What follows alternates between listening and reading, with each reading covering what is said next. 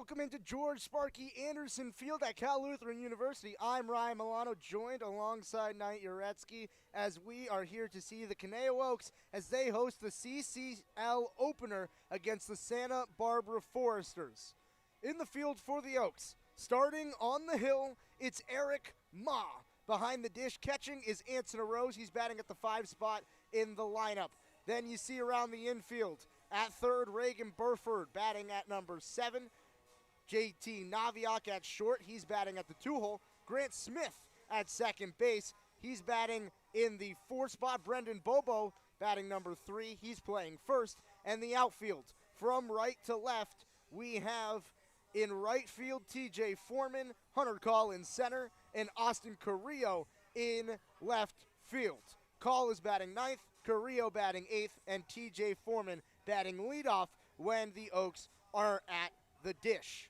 The lineup for the Santa Barbara Foresters, leading off Kendall Pettis, followed by Jack Rydell and Sean McLean. That's who we will see in the first inning for the Foresters for sure. Followed that is Steven Zobak, Andrew Kachel, Jared Thomas, Max Maguire, Cade Higgins, and Josiah Morrissey.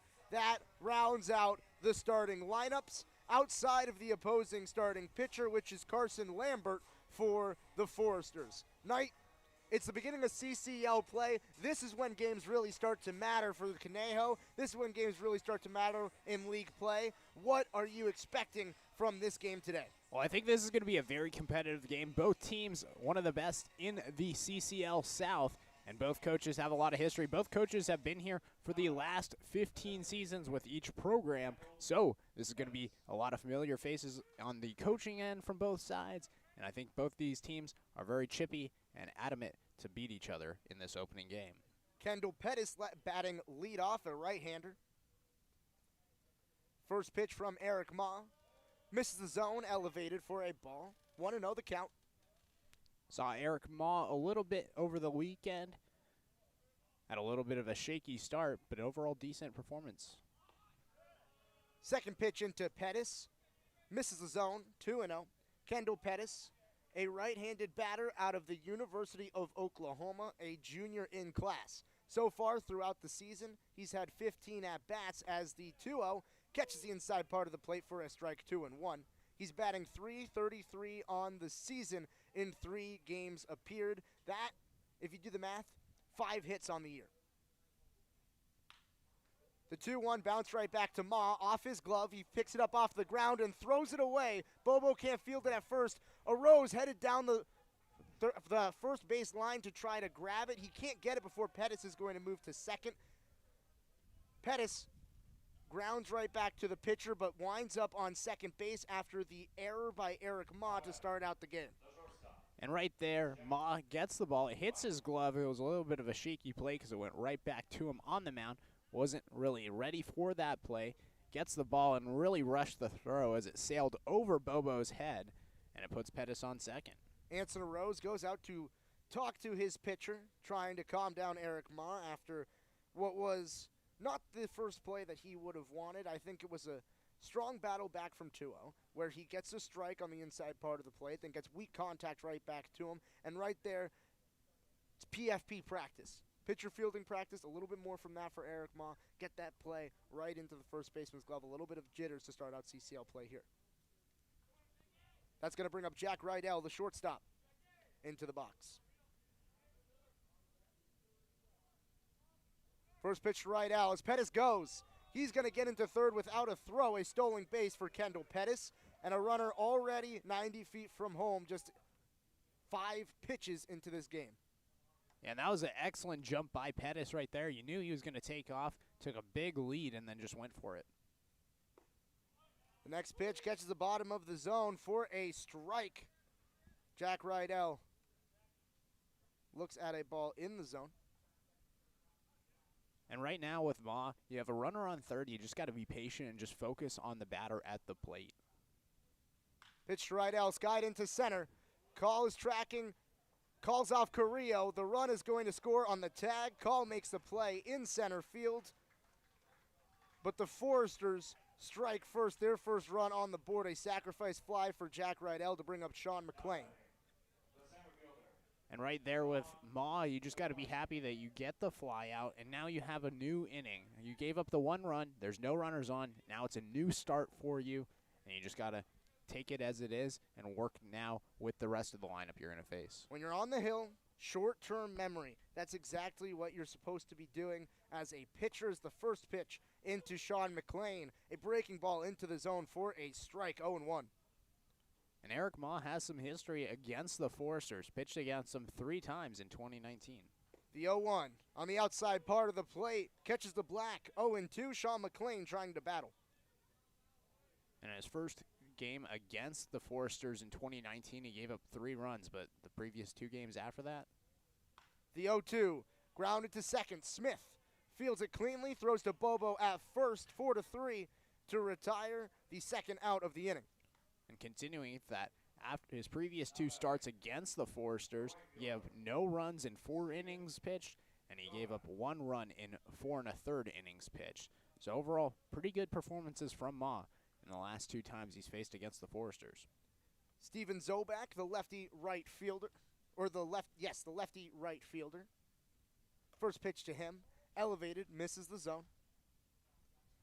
He bats left, throws right. He's from UC Berkeley, up in Northern California. The 1-0 bounces in, 2-0 the count. And back-to-back balls for Ma, that one in the dirt. A little bit of a shaky start to this at bat, but knowing Ma, he's going to hit him back with a splitter. The 2-0 just misses the outside part of the plate. Arose tried to frame it inside the zone. He could not get the call. 3-0 to Zobak, who so far on the season batting .364. The 3-0 right down the heart of the plate for a strike, 3-1.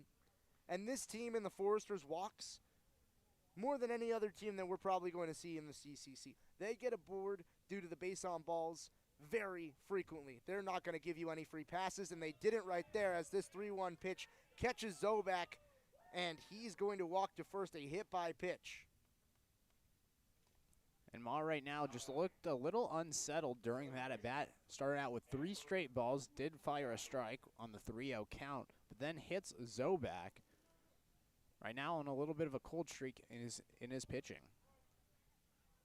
Andrew Cachel steps to the box. Another left-hander. First pitch to him, driven out to deep right. Foreman, he's going to look at it, and it's going to go. A home run for Andrew Cachel, a 3-0 lead in the top of the first inning for the Foresters. They strike again, a 2-run shot for Cachel, and that had no doubt off the end of the bat. Yeah, that was a no-doubt home run. The minute it hit the wood, you could hear the dugout of the Foresters start to cheer, and they're excited. Their team's up 3-0. What a start for Santa Barbara. A strong start for Santa Barbara, and Andrew Cachel, he attacks Eric Ma early, and he's been doing that to players all season long. Through the 4 games the Foresters have played, he has a .417 average. He increased that a little bit right there as he touches them all. Jared Thomas, the catcher, into the box. First pitch. Ma misses the zone. 1-0. And you can tell right now that Ma just isn't being himself. Throws the first pitch, it's outside, it's a ball right after giving up a home run. The 1-0. Off-speed pitch in the zone for a strike, 1-1. That home run from Ma was the first hit that Eric Ma has given up on the day, but there have been 3 runs. The 1-1. Lifted into center, shallow center. Naviak back underneath it, makes the grab. The inning is retired. 3 runs on just 1 hit, no errors, and no one left on base. We will head to the bottom half of the first inning as the Oaks try to answer back, now trailing to Santa Barbara.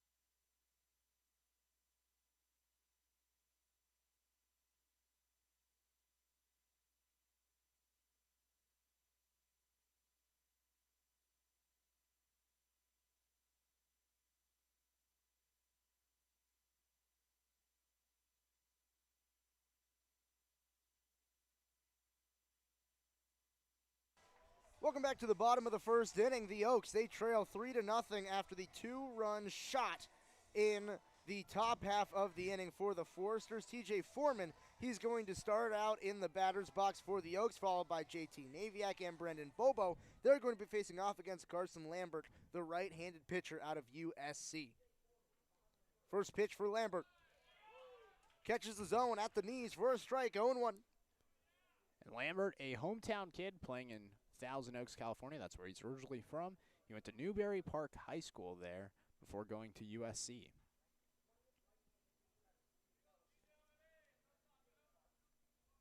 The 0-1 to Foreman. Thinks about it, doesn't offer.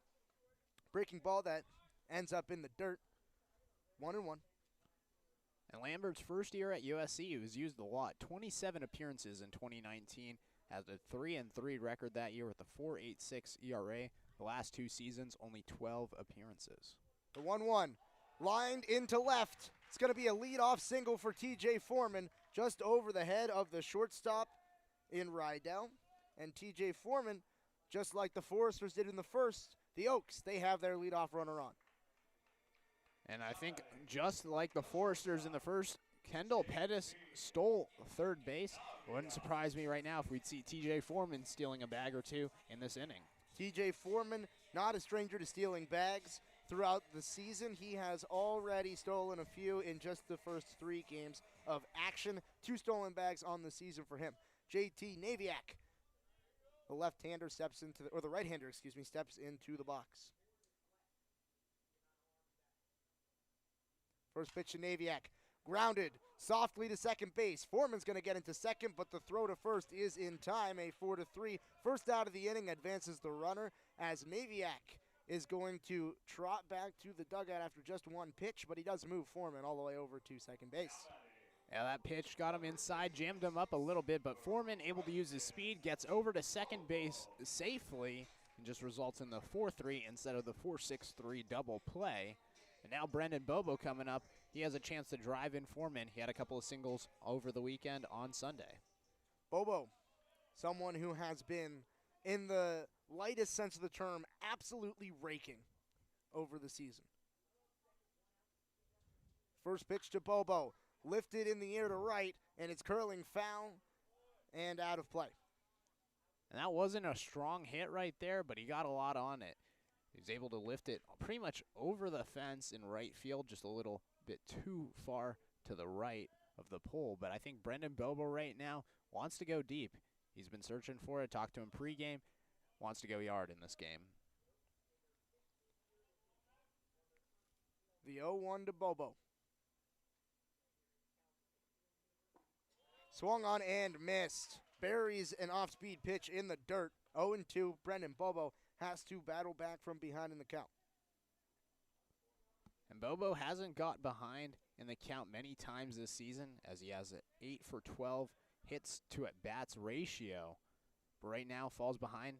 Could see another strikeout coming in this season for him. The 0-2. Lifted in the air to right. Tracking back at the wall is Zobak. It's off the wall. Foreman, he's headed to third. He had to tag up. He's going all the way home. Bobo's into second with a double. Foreman scores a RBI double off the wall in right for Brendan Bobo, and the Oaks, they strike back here. It's 3-1. And my apologies to Brendan Bobo. Was thinking maybe he could strike out. Saw him get behind earlier in the weekend. Saw him strike out during that at bat. This time gets behind with 2 strikes, hits a 1-out double. And a nice play by Bobo as the Oaks bounce back for the first run in the inning for them, as they now only trail by 2.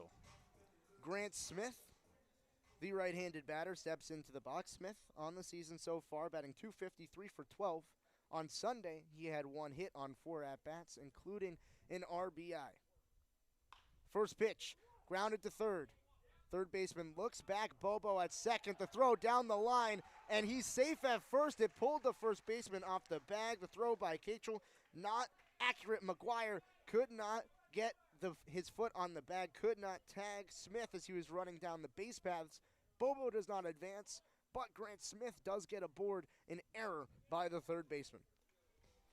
Right there, like you said, the throw just came a little too far down the line. Thought maybe Maguire was going to get the tag on Smith. His glove a little bit too far out in front, and Smith gets in there safely.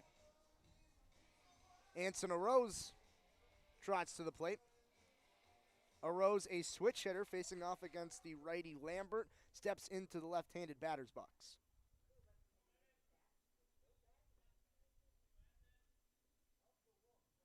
First pitch to Arose, elevated. And Arose, after he sees a pitch right there at least, he does a little Juan Soto drag. They call it the Soto shuffle in the MLB. Anson Arose is a little bit of that too. Maybe it's a little bit of intimidation. Maybe it's a little bit of rhythm. But Anson Arose, active and engaged in the batter's box. The 1-0. Cut through. Arose bat underneath the ball. Misses it. 1-1. There's a clean swing right there for Arose, but like you said, just a little bit under the ball and missed cleanly. With 2 runners on, you got to be patient at the plate and take what's in front of you. Bobo at second, Smith at first, 1 out in the inning. The 1-1 to Arose, misses the zone, outside for a ball, 2-1. Rose had a couple of singles in the last game against Walnut Creek, had a nice play where he slapped the ball to left field. Had most of his work from the left-handed side hitting. Arose the 2-1, squares to bunt, pulls it back, it gets away from the catcher Thomas. Bobo's going to head to third. Smith is going to head to second on the pass ball, and now there's 2 runners in scoring position with 1 down for Anson Arose, and he's in a 3-1 hitter's count. And like I said before the game, I expected this game to be back and forth. Both teams going to be wanting to win this game badly, and right now the Oaks gave up 3 runs in the top of the first inning. They already have scored a run on the double from Bobo, and now they have 2 runners in scoring position with a chance to tie on a base hit. Bobo standing 90 feet from home. Smith, 180 at second base. The 3-1 to Arose. Looks at it outside, and the bases are going to be loaded for Robert Capozzi. Excellent count for Arose, able to just work the count a little bit. Does take the 1 swing, misses, but really patient, pulled back the bunt, and it resulted in a walk. It's pretty good at bat, and now the bases are loaded with a guy that has been a cleanup hitter early in the season.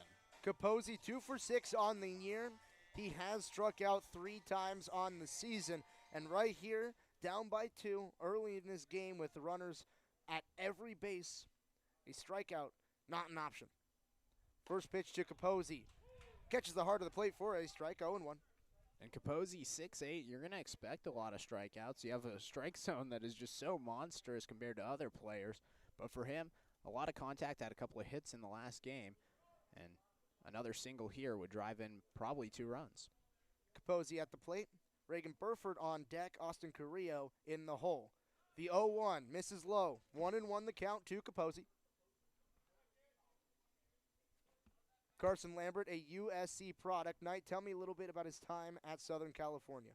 Yeah, so this past season at Southern California, made 5 appearances, gave up 5 runs on 7 hits in those 5 games, an ERA of 9.0. The 1-1 cut through and missed. A ball low in the zone that Capozzi could not make contact with. He's now down 1-2. And Capozzi right now just got to battle as best as you can. With only 1 out, you want to keep it that way for as long as you can, especially with 3 runners on. Be patient, foul some balls off, and get the pitch that you really want to hit. The 1-2 to Capozzi. Just gets a piece of it, fouls it back into the dirt. 1-2 will be done again. And right now for Capozzi, you're trying to avoid your 4th strikeout of the year in a big-time spot. Capozzi would be handing the back to Reagan Burford, who has been 1 for 10 on the season. So the Oaks right now trying to capitalize on 2 players that have not struggled to start the season, but not to their best ambitions. The 1-2 breaking ball just misses the zone. Much to the chagrin of the Foresters dugout. They do not like it. We heard some jeers over from the first base side. Yeah, and Jared Thomas right there did a great job of trying to frame that one just a little bit too outside, and it makes the count even at 2-2. Capozzi calls time. Trying to regain his composure in the box. A big-time pitch here for Carson Lambert, as you mentioned, the USC product.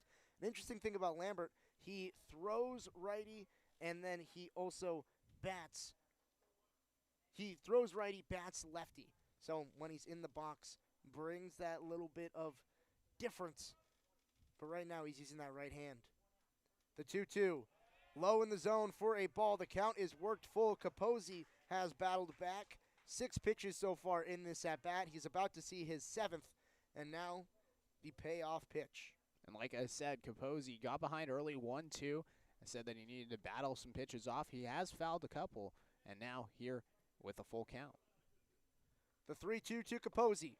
Elevated, a walk, and a run scored. Robert Capozzi, a 7-pitch at-bat, able to work himself onto first base and drive in Brendan Bobo. The score now 3-2. The Oaks trail by 1 with Reagan Burford, who heads to the dish in the same position that Robert Capozzi was in.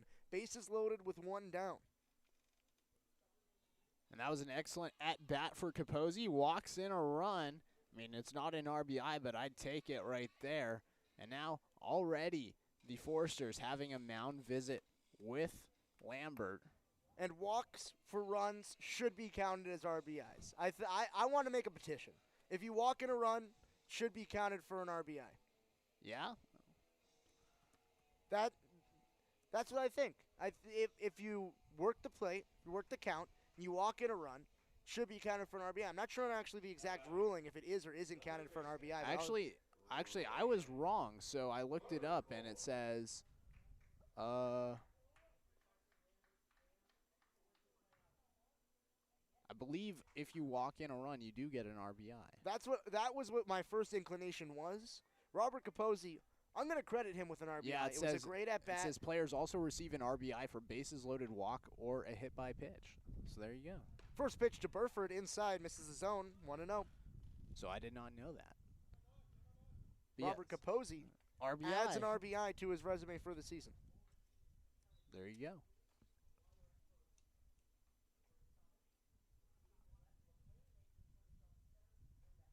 The 1-0. Inside again. Just misses Burford on the hands. If that one's any closer, It's another RBI. he's another RBI. And back-to-back inside pitches from Lambert. A little bit shaken up. Has thrown 4 straight balls after getting ahead and a count to Capozzi. The 2-0 to Burford. High and inside for a ball. 3-0 the count. Carson Lambert, he is behind in the count and in danger of walking in another run, walking in the tying run. And right now, if you're Reagan Burford, you haven't been hitting the ball particularly well in the season. Only 1 hit on the year so far. A 3-0. Is it a take pitch? It's definitely a take pitch. The 3-0 catches the inside part of the plate for a strike. 3-1. Now, Burford's still in a hitter's count, but has to be wary not to give up another strike. And that time it was inside once again. This time it finally catches the inside corner. A little bit more out in front of the plate instead of in the box. Right there, great job by Burford to hold up. The 3-1 to Burford. Swings through one, and the count is worked full. Carson Lambert battles back. Payoff pitch coming once again. And it just didn't look like Burford saw the ball on that one. The minute he swung, it looked like he was looking towards left field instead of at the plate. The 3-2. Foul down the right field line. Another worked at-bat for the Oaks. The 7th pitch of the at-bat incoming to Reagan Burford after we saw a 7-pitch at-bat to Robert Capozzi the at-bat prior. It's definitely driving up the pitch count for Lambert, but Lambert, a man at USC that has thrown a lot of innings in his time. The 3-2. Check swing. Did he go? They're going to call it on him. I'm not sure if he went around. The umpire is going to say that he did. So a strikeout for Reagan Burford. Carson Lambert picks up his first strikeout of the day. And now there's 2 down in the inning for Austin Carrillo. And that's just a terrible way to end that at bat, especially for Burford. He comes into the at bat at 1 for 10 on the year, gets ahead 3-0 with the bases loaded, and then finally strikes out swinging. Just not the start to this summer ball for the future Ole Miss product. Austin Carrillo, the left-hander, steps into the box. First pitch to him, inside for a ball. Here today we see a slight breeze out to right field, as we see almost every time we head to George Sparky Anderson Field. The breeze from the ocean making those balls to right carry. We saw it on the Brendan Bobo double off the wall. We saw it on the home run for the Foresters in the top half of the inning. The 1-0 to Carrillo, a breaking ball, misses the zone. 2-0 the count. Carson Lambert, he has a big looping breaking ball that starts high in the zone. The batters, they think it's a ball, and then it drops right back in. That one, if it was on the plate, would have been a strike, just a little bit off the plate to the left. But the elevation change for Lambert, a strong breaking ball in his arsenal. The 2-0 to Carrillo. High and outside for a ball. The count now 3-0 for the second time in a row. Lambert one pitch away from walking in a run, as he's been for the last few pitches in a row now. And Lambert right now, you got to think a fastball, maybe something in the zone, something a sure bet. 3-0, fastball in the zone, just like you called it. 3-1.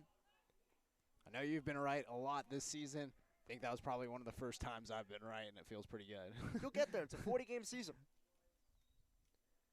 Austin Carrillo choking up on his bat.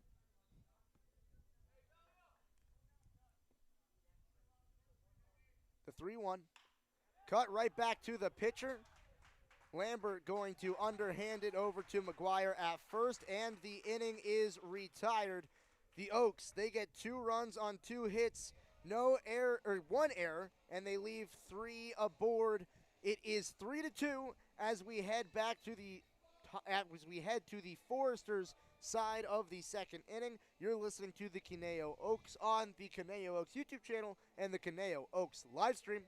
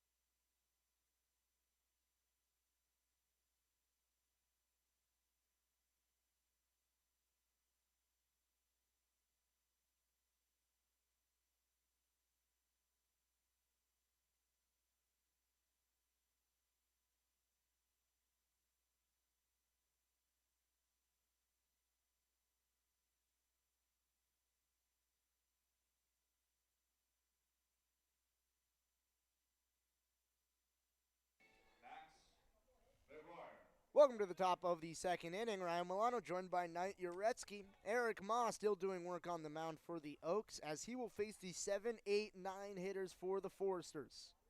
The first pitch into the 7-hole hitter, Max Maguire, is swung through a splitter in the dirt. 0-1 the count. And Max Maguire, the son of Hall of Famer Mark Maguire, currently goes to the University of Oklahoma. The 0-1 misses the zone. 1-1. Max Maguire saw that pitch in the dirt that he cut through on the first pitch, saw another one that was just as low, and decided not to swing at that one. The 1-1 catches the black on the outside part of the plate, 1-2. And right now, Ma doing a great job to bounce back after giving up 3 runs in the previous inning. The 1-2 off the plate. Maguire does not offer, 2-2. Right there, Eric Ma going with an off-speed pitch in the dirt, trying to induce a swing. The 2-2. Elevated in the zone. A check swing from Maguire. He did not go, so the count has worked full. We see here a lot in the CCL throughout the beginning of the season. Pitchers really, once they get in a rhythm, pitching very quickly as the 3-2 pitch to Maguire fouled off down the left field line towards the Oaks dugout. 3-2 will be done again. And Maguire, he has shown a lot of tendency to just have a lot of contact and then power through the swing so far. The 3-2. Ma misses the zone, and Maguire works a walk after going down 1-2 in the count, and the Foresters have the leadoff runner on. We've seen the leadoff runner on in every single frame so far.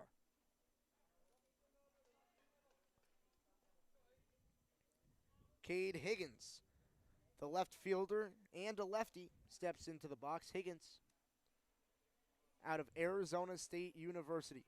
And you can see it with his helmet. He's got those ASU colors. First pitch to Higgins. Misses the zone for a ball. I think that actually is an Arizona State University helmet he has on. You can see the Pac-12 emblem in the back. I think you're absolutely right. I believe there's an AS on the front, too. The 1-0.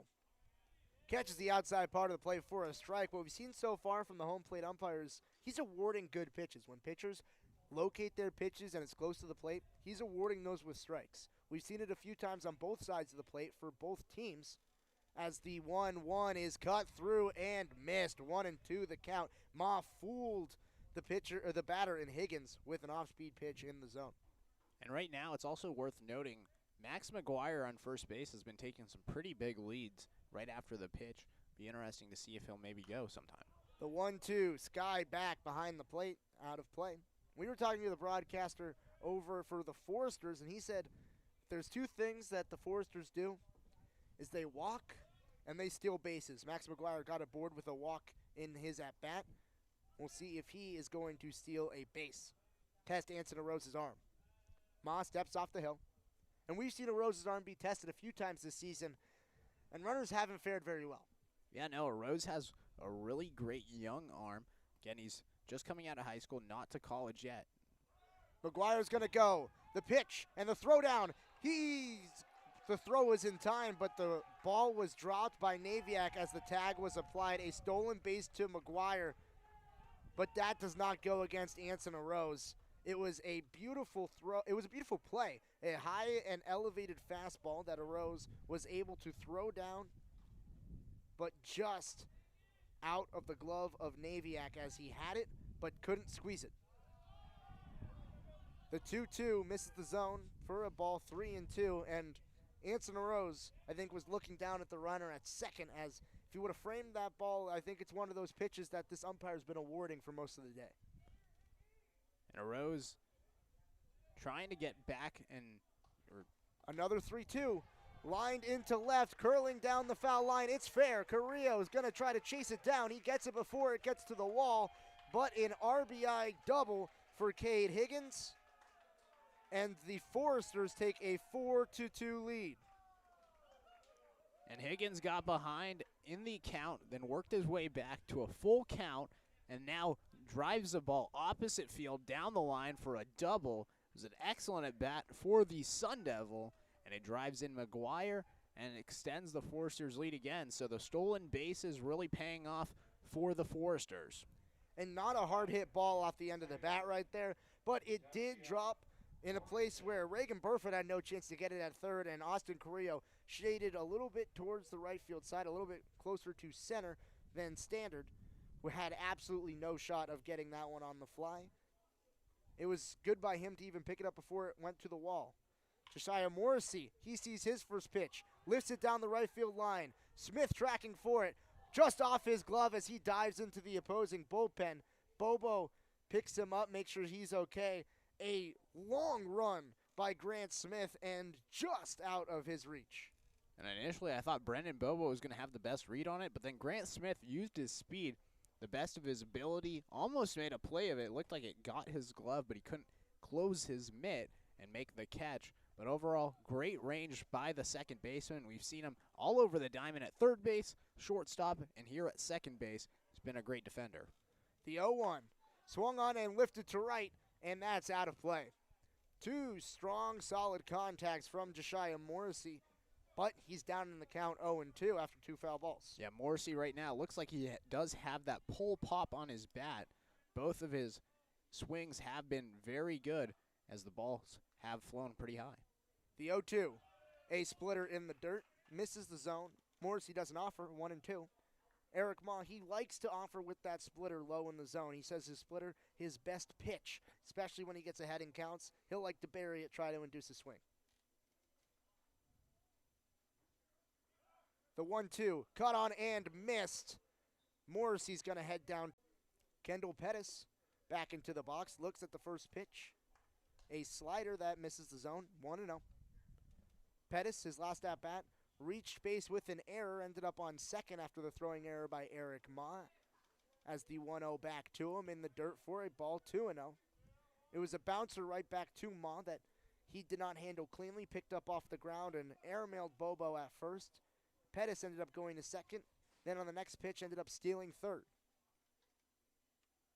The 2-0 misses the zone, 3-0 in the count. Eric Ma, after going up 0-2 to Josiah Morrissey in his last at-bat, now goes down 3-0 here. And already so far, 18 pitches in the inning for Ma. The 3-0. Below the knees for a ball, a 4-pitch walk. Kendall Pettis gets aboard, and now runners on the corners for the Foresters with just one down. And Pettis being on first, and the way that the Foresters have been running, you got to think that Pettis is going to take off in the first couple of pitches of this at-bat. Displayed his speed earlier with the stolen base from second to third. I think going to first to second with a man on third is a no-doubter decision for the Foresters. Jack Rydell, the left-hander, steps into the box. First pitch to him, caught on and skied to third. Burford underneath it. He squeezes it. Pettis was stealing on the pitch. He had to trot back to first on the infield fly. And the runner is retired on just one pitch. But like I said, Pettis wasting no time. The first pitch he goes to steal, and now they're going to have a meeting at the mound with the Rose. And all the infielders really just leading the charge right now, trying to settle down Ma and talk a little strategy with 2 outs and the runners on the corners. Rose saw that Pettis was stealing on that last pitch. He wants to communicate with his middle infielders on what to do if the runner goes, because Pettis, he's trying to induce a throw down to second, possibly get it into the outfield so that Higgins all the way at third can trot home. That, if you're the Oaks, is something that cannot happen.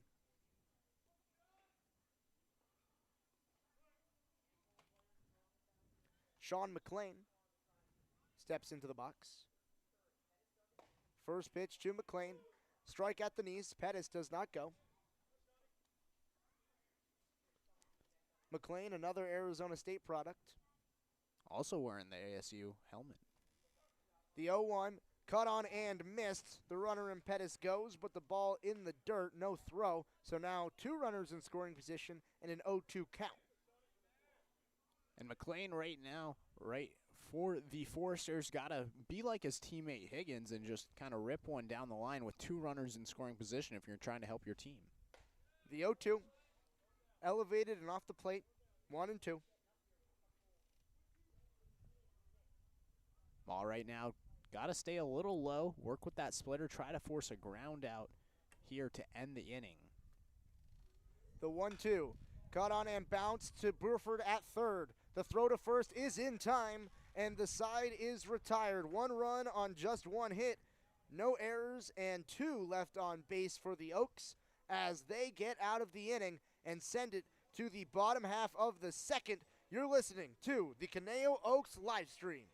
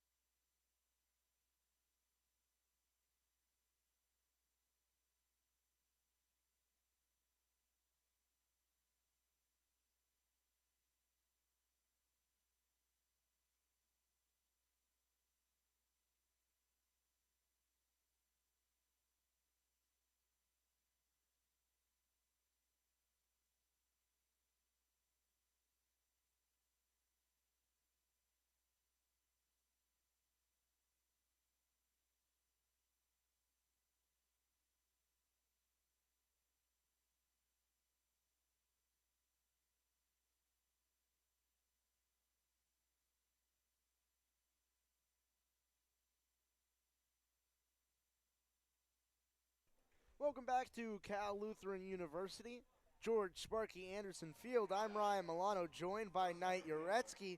We see the 9-1-2 hitters up for the Oaks. Leading off the inning is Hunter Call. On Sunday, he had a fantastic day. He reached base 3 times, including a lead-off triple in the 5th inning. Scored all 3 times that he got aboard. The first pitch, fouled back, 0-1 the count. Yeah, Hunter Call in that game was electric on the base path. Stole home plate, like you said. And, you know, he was here for his dad, or with his dad on Father's Day. It was a special moment for him. And looking to have another successful performance here today. The 0-1 into Call, lifted into right. Morrissey, the second baseman, tracking back to it, but he's going to be called off by Zobak, who drops it. Cawley's headed to second on the error, and the leadoff man aboard in all 4 frames of this game. An error by the right fielder on what was a routine pop-up. Yeah, you saw the fielders have a little bit of issues on Sunday fielding the ball. That time, hitting the right field. He saw a couple of second basemen and right fielders in the game on Sunday, like I was saying, have trouble. That time, the right fielder looked like he took his eye off the ball at the last second, and Hunter Call with a big, giant grin on his face as he stands at second. He wasn't expecting to be there. He's talking to the shortstop as well, and they're laughing about it. TJ Foreman steps to the plate. His last at-bat, a line drive single right over that shortstop Rydell's head.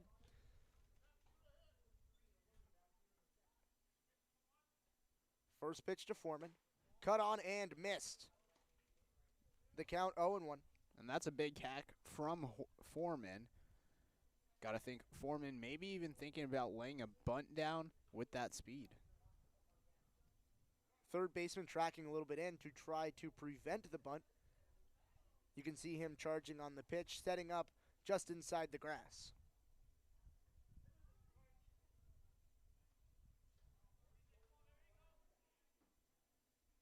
The 0-1 to Foreman. Cut on and bounce to shortstop. Call's headed to third. The throw to third is going to get there ahead. The umpire called the out before Call even slid, and I think that Call evaded that tag, but the umpire made a premature call, in my opinion at least.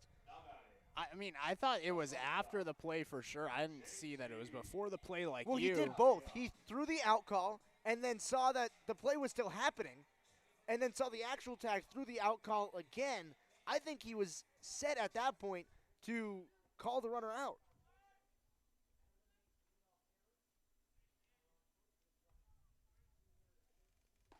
Now Foreman at first with a runner down. JT Naviak steps to the box. Last time grounded out to second base. Gotta think Foreman, just like Call, has a lot of speed. You could think maybe he could steal second here.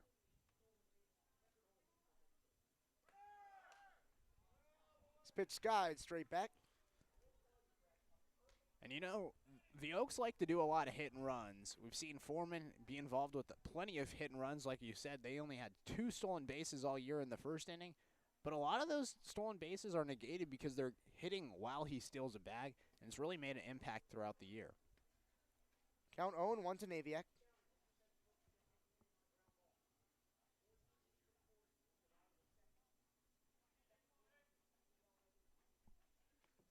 The 0-1 in the dirt for a ball. Foreman's going to go. He is out of there. The throw in time. I thought Foreman got underneath the tag. He did not. Caught stealing, and the Oaks out on the base paths twice in this inning. Now 2 runners down and no one on base. And I thought Foreman had a pretty good read on that one. Had a decent jump. The ball was in the dirt, but what a throw right there by Thomas. The 1-1. Another breaking ball in the dirt. 2-1 the count. Yeah, Jared Thomas, the catcher from Abilene Christian, a junior over there. Lots of experience with the Wildcats. Got to think that experience proved him well as he gunned down the Austin P outfielder. 2-1. Grounded to second base. The second baseman can't handle it on a hop. And he is in there in time. JT Naviak beats out the throw as the second baseman Morrissey could not handle it. An error by him. It's the second error of the inning for the Foresters. The Hunter call reached on an error 9. This time it goes the error 4 to the second baseman. And that gives way to Brendan Bobo. His last time up, hit about halfway up the wall on a double. He has had some serious power to right field, and he's trying to come through again as he is the tying run at the plate.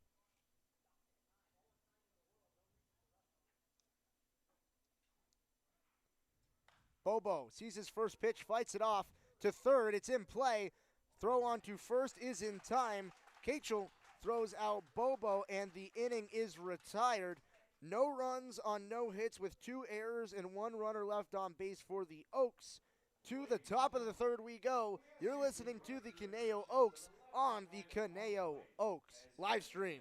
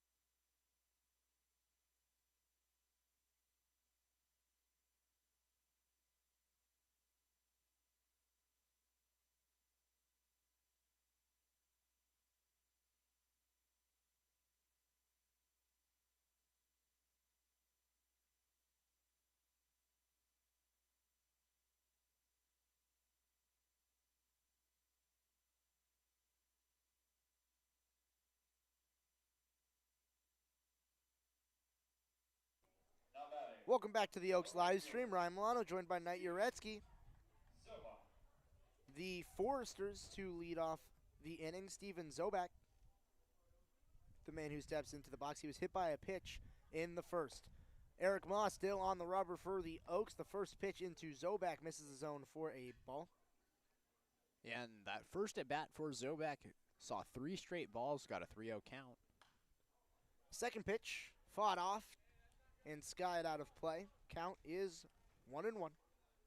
Then he did swing at a pitch. That was called a strike, and then he was hit by the pitch on the inside on his right elbow. The 1-1 in the dirt for a ball. 2-1 the count.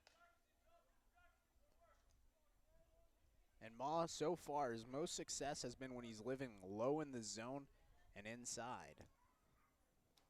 The 2-1 just misses the plate. Rose can't frame it well enough. The count 3-1. That one a close pitch, but one just a little too far off the plate. And he went with the fastball right there, tried to get the outside end, could not.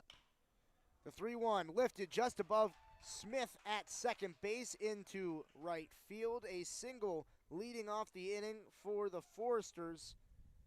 And I'll say it until they stop breaking the cycle. In all 5 frames, all 5 leadoff hitters have gotten aboard. It's quite an impressive streak to start. I don't think we've had 5 consecutive innings with the leadoff man getting on, have we? Not so far this season, as Andrew Cachel steps into the box with a runner on first. Squares to bunt. An off-speed pitch misses the zone as Cachel brought it back. 1-0 the count. Bobo holding the runner on first. First pitch in the zone for a strike. The runner goes. The throw can't be held by Naviak. Smith couldn't get there to back it up. And a stolen base, and then a third base standing Zobak after the ball got away from Naviak at second. And that time, Rose throws on the left side of the bag, goes behind Naviak. It's a tough play by the shortstop, and then Smith coming over from the right end. He couldn't get there behind him. The 1-1, a big hack, but missed by Andrew Cachel. Count now 1-2. And on that throwdown, if you are JT Naviak, I think you just need to squeeze that ball. It would have been a close play at second, but the main thing is to not let the ball go into the outfield, not give up any extra bases. The 1-2, line to third. Burford can't dive and get it. It's into the outfield. Carrillo tracking it down and left. An RBI double for Cachel. Right there, Cachel just slapped that one to left field. It looked like they had a little bit of a shift pulling to the right side after he hit that shot over the right field wall. This time he slaps it to left field, says, hey, I can go both ways. The Foresters now lead 5-2 as Andrew Cachel, he has 3 RBI so far on the day in just 2 at-bats. And right now, a little bit of action starting to happen in the Oaks bullpen. As back-to-back hits to start the inning for the Foresters.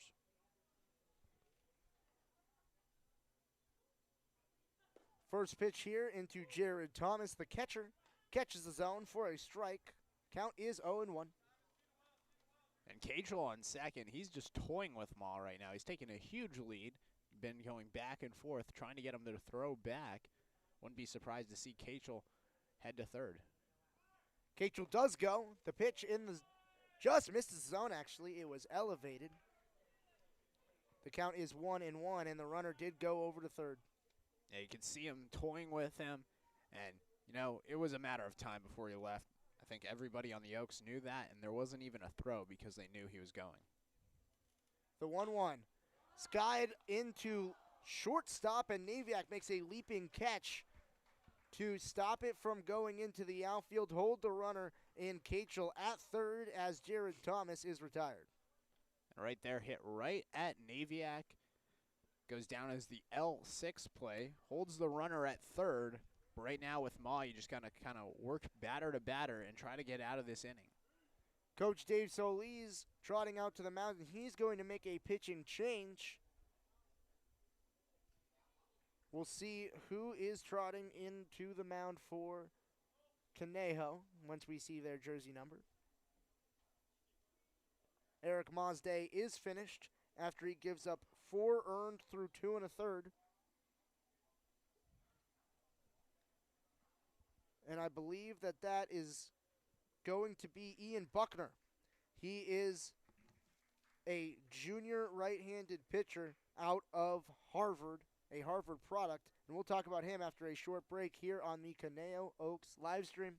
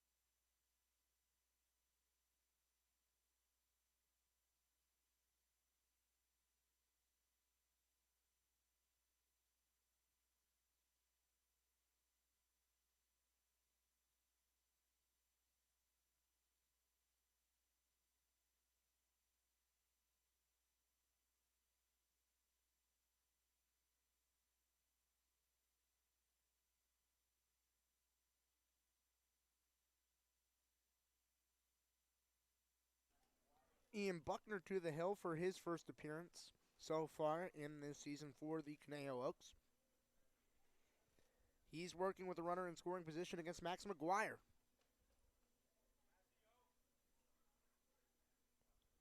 First pitch into Maguire is skied high and back out of play. Brendan Bobo almost actually got to that ball as there is a little inlet between the opposing dugout and the stands that is available to the field, and the ball landed right in that spot. So Brendan Bobo almost had to go through an obstacle course, but he did have a path to that ball. Not even sure if that would count or not. Do you know? Why not? It's in play. I mean, maybe.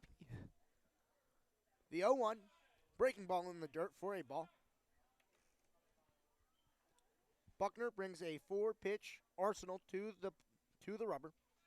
Fastball, curveball, changeup, and splitter. So back-to-back splitter pitchers. The 1-1, elevated and out of the zone, 2-1 the count. Max Maguire, his last time up, he worked a walk and stole a base. Ended up coming all the way around to score in that inning as well. That was in the second.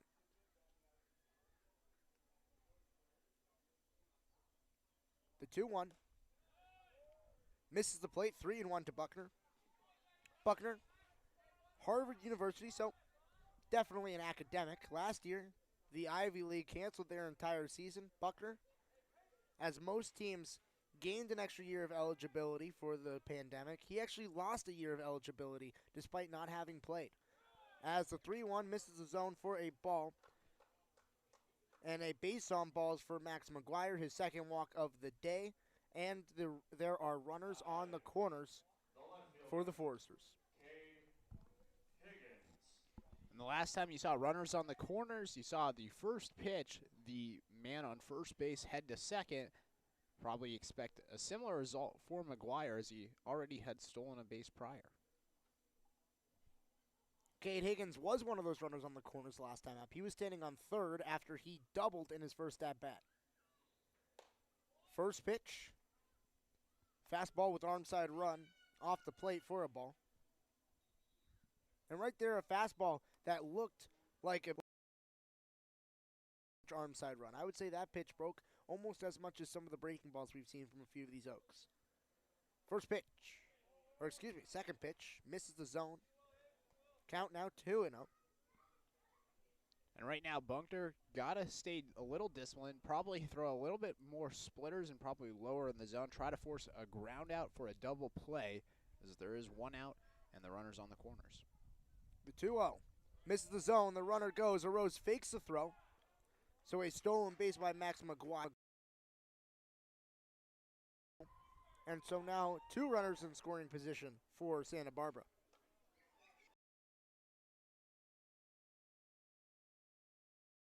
For Higgins.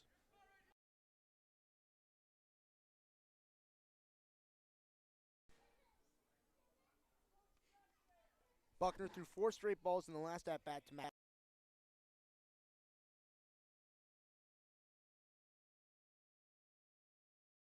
3-1. 3 strike. Has to be in the zone here. Not a lot of room for error as if he walks Higgins, the bases are loaded for the second time in 2 innings. Middle infield in a little bit as the 3-1 cut on and met. Count is worked full. Burford in at third. The right side of the infield playing standard.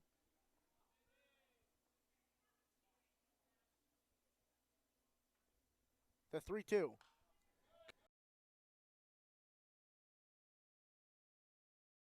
Again. Hunter call in center, shaded a little bit to the right side of dead center. Both Carrillo and Foreman playing straight up as well.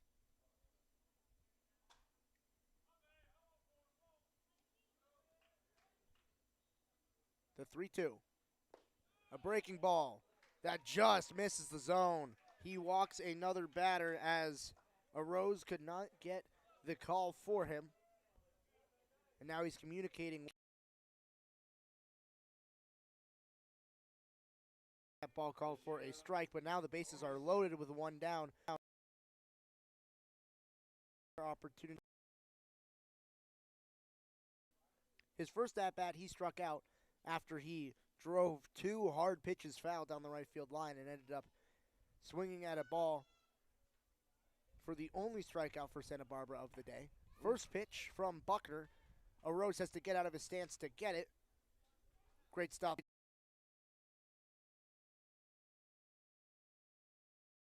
Right there. Had to reach out pretty much almost beyond the right-handed or right of a play. 2-0.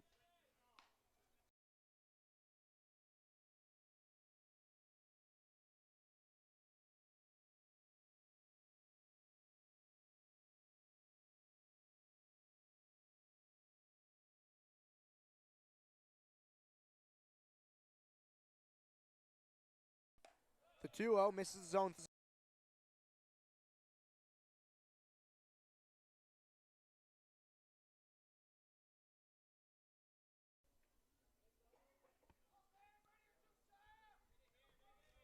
Josiah, someone who, with 3-0 and the bases loaded, knows he's getting a pitch in the zone. I wouldn't be surprised if he swings. He doesn't. A called strike. Catches the zone, 3-1. And back-to-back 3-0 counts that have battled back for Buckner. Had another strike to Higgins before walking him. But another ball here would walk in a run like we saw earlier with the Foresters walking in a run for the Oaks. And while we've seen a lot of these pitchers have experience for the Oaks on the mound, this is Buckner's first appearance, and he walks in a run. The 3-1 pitch just misses the zone. The fastball ran arm side too much as Cachel steps on the bag. Everyone else is going to advance one base, so Maguire to third, Higgins to second, and Morrissey now occupying first as the Foresters take a 6-2 lead. Kendall Pettis.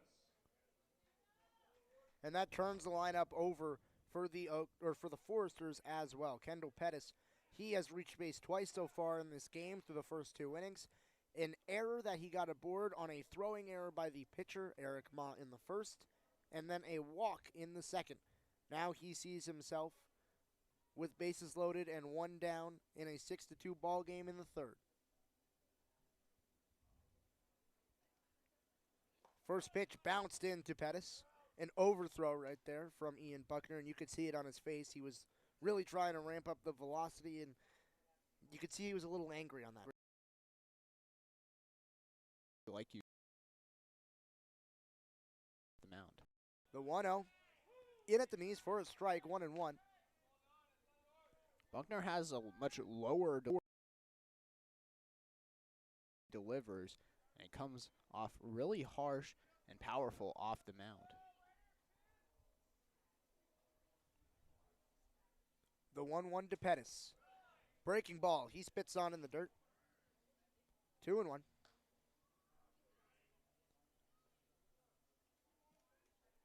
And right now, it is vital if you're Buckner to not go down 3-1 in this count. You cannot make Pettis know that there is a strike coming. The 2-1. High and inside for a ball, 3-1. Now Pettis knows there's a strike and a hitter's count with the bases loaded with one down. Right now, it just seems like Buckner's just trying to throw his hardest instead of locate his pitches. Seems like he's missing his spots a lot. No action going on in the Oaks bullpen. Head coach Dave Solis and pitching coach Scott Rudinsky going to rock with Buckner. As this pitch catches the zone for a strike, as Pettis was about a third of the way down the first baseline. He did not like it. He thought that pitch was low. The umpire calls the strike at the knees, and now this box is going to be expanded, at least as far as the strike zone, because umpires do not like when you show them up like that. Now, we saw earlier in the season, Brendan Durfee for the Oaks had a similar play like that and ended up striking out looking. The 3-2 bounces, misses. Pettis clearly fired up, throws his bat almost all the way to the Foresters' dugout as another run is walked in for the Foresters. Morrissey will advance to second, Cade Higgins will advance to third, and Max Maguire, the man to touch the bag for Santa Barbara. 7-2 is the ball game now, as Scott Rydell, the pitching coach, is going to head out to the hill to talk to his reliever. Yeah, and Rydell right now just trying to calm him down. I mean, giving up back-to-back walks is just an awful start if you are Buckner. You know, got out here a little bit later than most of these guys. Finally gets his chance to action in the first of the year, and right now just a lot of walks and not a lot of success on the mound. I actually believe it's back-to-back walks. I think it's 4 in a row for Buckner. He checked in right after the line out by Jared Thomas because of the matchup, the righty-righty matchup, but Eric Ma also a righty, so I'm not sure if that applied, but that's right when he checked into the game. And then he's walked 4 straight batters. Anson Rose comes out to the hill to try to talk to his pitcher as well as Coach Rydell. Now batting, the shortstop, Jack Rydell. It's very similar to Brandon Madrigal. I believe Madrigal also gave up 4 straight walks to start his career as a Conejo Oak. And that's going to bring up Jack Rydell. 0 for 2 on the day. 2 flyouts, 1 to center, 1 to short. First pitch to him, in at the knees for a strike, 0-1. The first pitch strike we've seen so far today from Ian Buckner. And Madrigal, like I was saying, he's also at Columbia University, so 2 Ivy League pitchers having a lot of trouble here in the California Collegiate League so far. The 0-1 misses the zone outside for a ball, 1-1.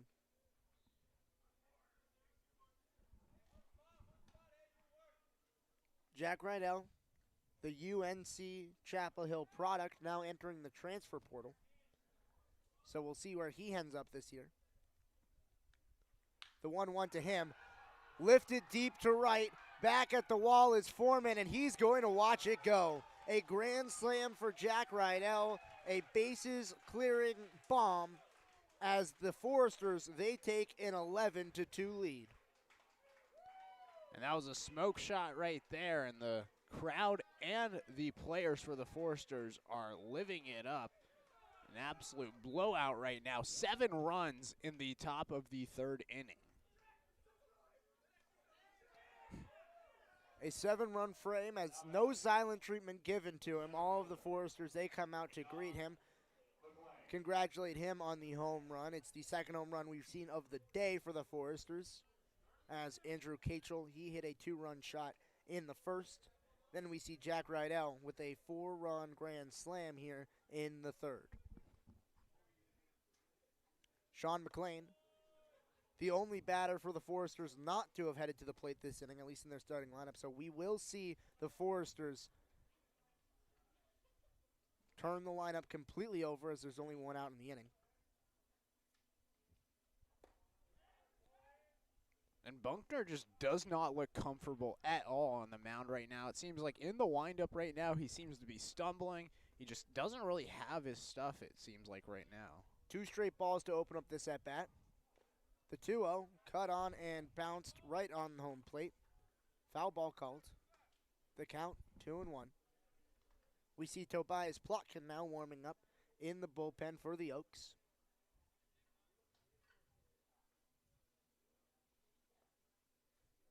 As well as Brian Perez, he's making a trot out there as well. We'll see if he's going to start get warm. The 2-1. Lifted high on the infield. Smith and Bobo, Brendan Bobo calls him off. And the play is made by Bobo, so Sean McLean, he starts his day 0 for 3. A ground out to second, ground out to third, and now a fly out to first. Hasn't left the infield on the day. Steven Zobak now heads to the plate.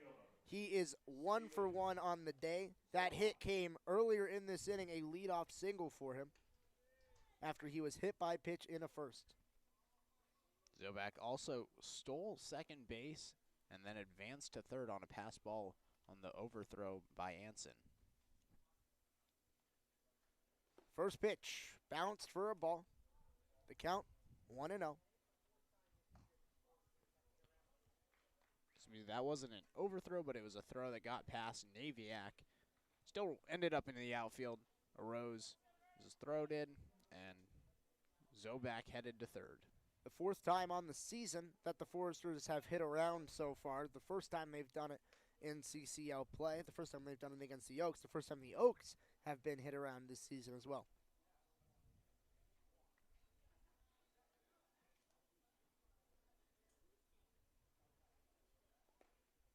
(2-0), misses the zone, 3-0.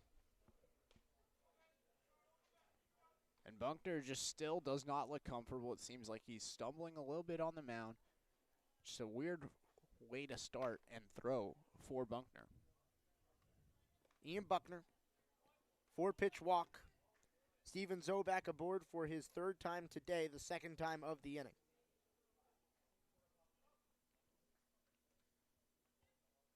And he's gone behind 3-0 about 4 times in this inning. This time, another walk. This is 1, 2, 3, 4, 5th walk. Coach Dave Solis, he's coming out to the mound now with a runner on first. We'll see if he makes a pitching change here, if he's just going to talk to his pitcher. And Ian Buckner's day is going to be over. Tobias Plotkin, he is now headed to the hill. We'll take another break here on the Conejo Oaks live stream. The Oaks, they trail 11-2. Tobias Plotkin now going to do his work on the hill when we come back.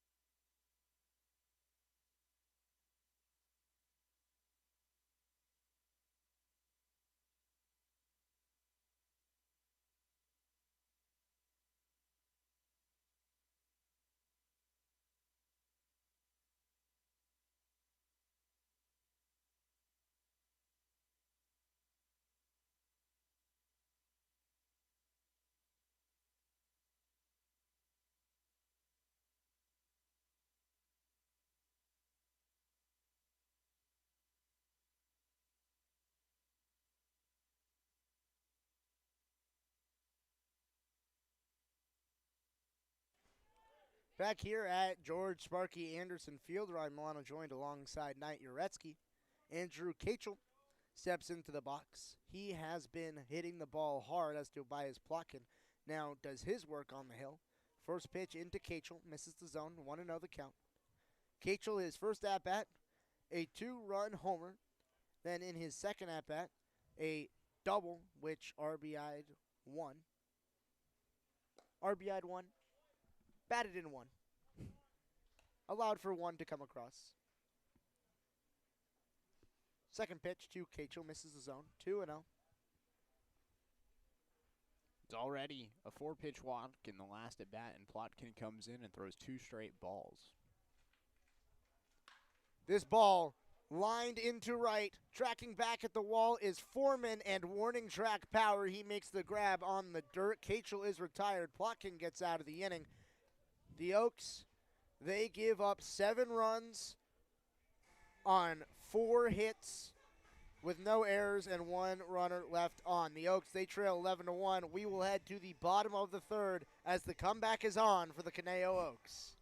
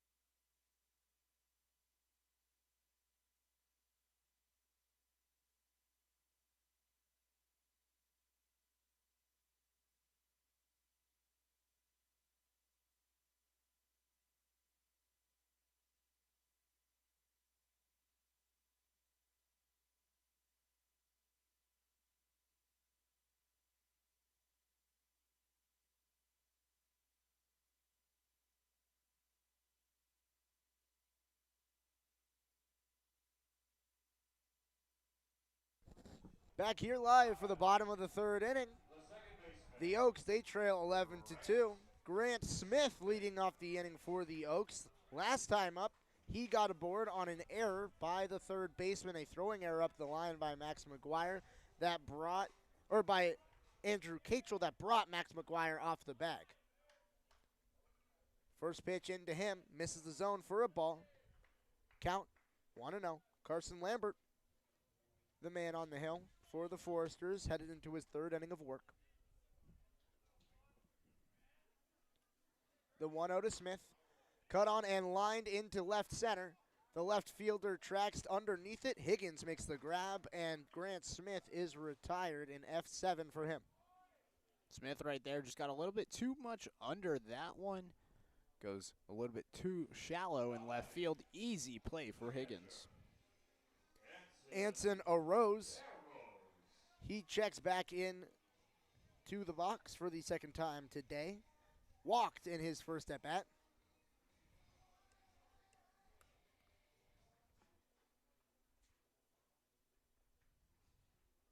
First pitch into Eros. He swings at a ball in the dirt. Goes down in the count 0-1. And arose in his first at-bat. He did have that walk. It was a 5-pitch walk. Did a really good job about being patient and seeing the balls come in.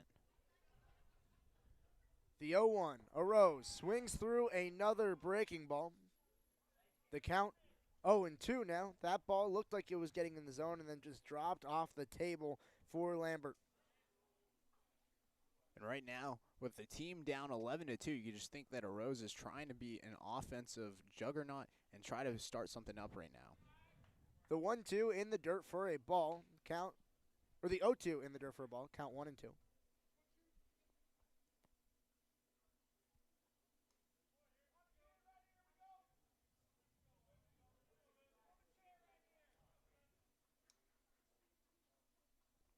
The 1-2 in. Hits Arose. He wears one and will get aboard on first. A hit by pitch. Anson Arose has reached base twice. Hasn't gotten a hit, but a walk in the first and a hit by pitch now brings a runner on for Robert Capozzi. And 4 straight times getting to first base for Arose. In the last game, after coming in for Cajun Suji, he had 2 singles in the end of that game on Sunday against Walnut Creek, and now back-to-back walks here to start. So 4 straight trips to first base for Anson Arose. Arose at first, his stance, a 3-point stance as Capozzi lines one into left center field. Arose trying to go first to third. He does without a throw. Capozzi held up at first. A single that advances the runners to the corners to Reagan Burford, who Capozzi passes the bat to. The third baseman. And first pitch swinging for Capozzi. Seen a lot of his singles so far have come that opposite field direction towards that left center field gap. Already another single for the DH. Reagan Burford trying to spark his season, the Ole Miss University product. He has gone 1 for 11 to start out the year. Now runners on the corners with 1 down in the inning. First pitch he sees, swings through. Count 0-1. Going to be at Ole Miss after transferring from Northwest State College in Florida. Had a lot of success there, which led to his SEC offer. The 0-1. Elevated. Burford doesn't even think about it. Count 1-1. Capozzi not a threat on the base paths. You think our runners on the corners? Maybe. The runner at first is going to go. Not with Robert Capozzi. Capozzi 6'8". It's a little hard for 6'8" players to be super quick. The 1-1. Grounded to third base. A double play ball. Thrown to second. He's on the bag. Arose on the throw. Trots home. So an RBI fielder's choice for Reagan Burford. And the Oaks, they get one back. The count is now 11-3 in terms of the score of the game. The left fielder. Austin. It was an excellent play by Arose right there at third base. The ball's hit to third. He comes back to third to be safely. when the throw goes to second, and it brings the second baseman Morrissey off the bag and on the ground scrambling. You see Rose takes off towards home plate. He scores easily, and it's a run for the Oaks. And it was a great play by the second baseman Morrissey to grab that ball. That ball had a chance to go all the way into the outfield as Carrillo steps into the box. First pitch to him, low in the zone, or low, and misses the zone. The count, 1-0. If that ball goes into the outfield and he doesn't squeeze it, then I think Reagan Burford still might have been running. The 1-0, elevated, misses the zone. The count now 2-0. The Oaks, they trail by 8. 2 down in the inning with Reagan Burford. He's at first. And Carrillo right now, the lefty, had more success against left-handed pitchers. Carrillo grounds one to second base. It eats up Morrissey. First to third, Burford's trying it. The throw to third cannot be handled. Carrillo, he's headed to second base. He'll get in without a throw. So now on what looked to be a ground ball to second, it gets away from Morrissey. The bad throw by Morrissey to try to get Burford at third, and it makes 2 runners in scoring position now for Hunter Call, who might be swinging one of the hottest bats for the Oaks. Yeah, and Hunter Call, the last time we saw him yesterday, or excuse me, not yesterday, but on Sunday, Hunter Call reached base 3 times, scored all 3 times, did steal home plate. He had a triple in that game, and right now, in the 9-hole spot, you have a chance right now with 2 runners on in scoring position to get 2 more back and cut this to a 6-run game. And you see right now Josiah Morrissey, he's in shallow right field. He's getting checked on by the medical trainer. The ball ate him up. We talked to some of the Oaks players prior to the game about how firm the infield is, how some of them have to start wearing cups now because they don't know where the bounces are going to be coming from on this infield dirt because it is so firm. We saw it 2 days ago against the Crawdads. A few times there were errors by the second baseman on balls that, on the transfer from the grass to the dirt, seemed to pick up speed and pick up a higher bounce. That time we saw an awkward bounce for Morrissey. He couldn't handle it, and now he's going to limp back to the dugout. It looks like something's going on with his right knee as he goes to clutch that, and it will be a defensive substitution for the Foresters as we will check on who is going to come in for him. I believe it is going to be Sean McLean, who is actually the center fielder coming into the infield. And so the outfielder will be Ethan Bates, who heads to center. That's what it looks like for now. We will absolutely let you know if anything changes. But that means that Josiah Morrissey's day is over.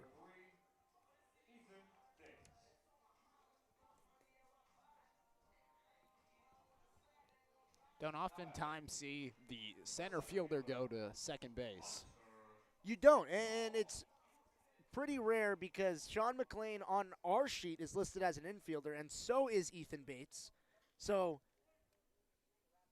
you would think that maybe Bates would check in at second base. That's not the case.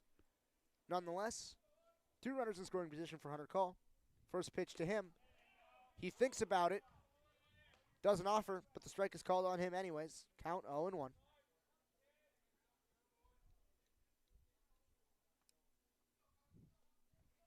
And Call on Sunday walked a couple of times, so he's a patient hitter. Going to wait for the pitch that he likes the most. The 0-1. Low, misses the zone. A ball, 1-1 the count. So back-to-back hitters for the Oaks start with 2-0 counts, with Carrillo getting on with the air after he had a 2-0 count to start. This count is 1-1. As the breaking ball misses the zone off the arm of Lambert in the dirt with a curveball. Count 2-1.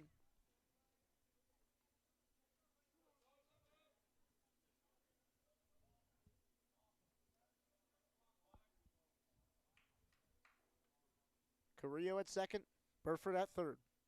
2 down in the inning. Hunter Call, the 2-1, lifts one in the air to left. Tracking back is Higgins at the warning track, makes the squeeze, and the inning is retired for the Oaks. They score 1 on 1 hit with 1 error and 2 runners left on base. We head to the top of the 4th inning. The Oaks, they trail by 8, 11-3. You're listening to the Conejo Oaks live stream on the Conejo Oaks YouTube channel.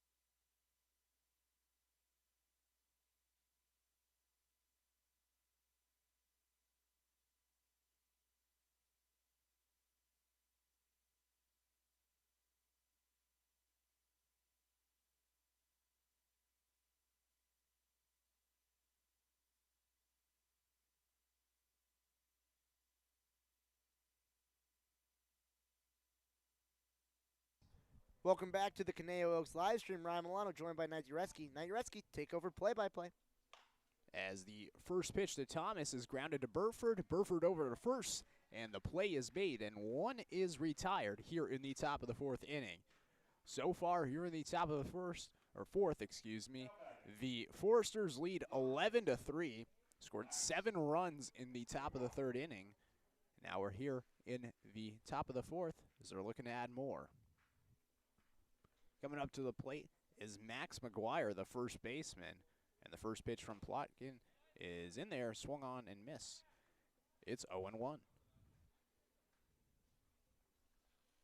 Maguire has reached on base twice, both walks, and both times he's coming around to score. As the second pitch is outside for a ball, it's even at 1-1 with 1 out.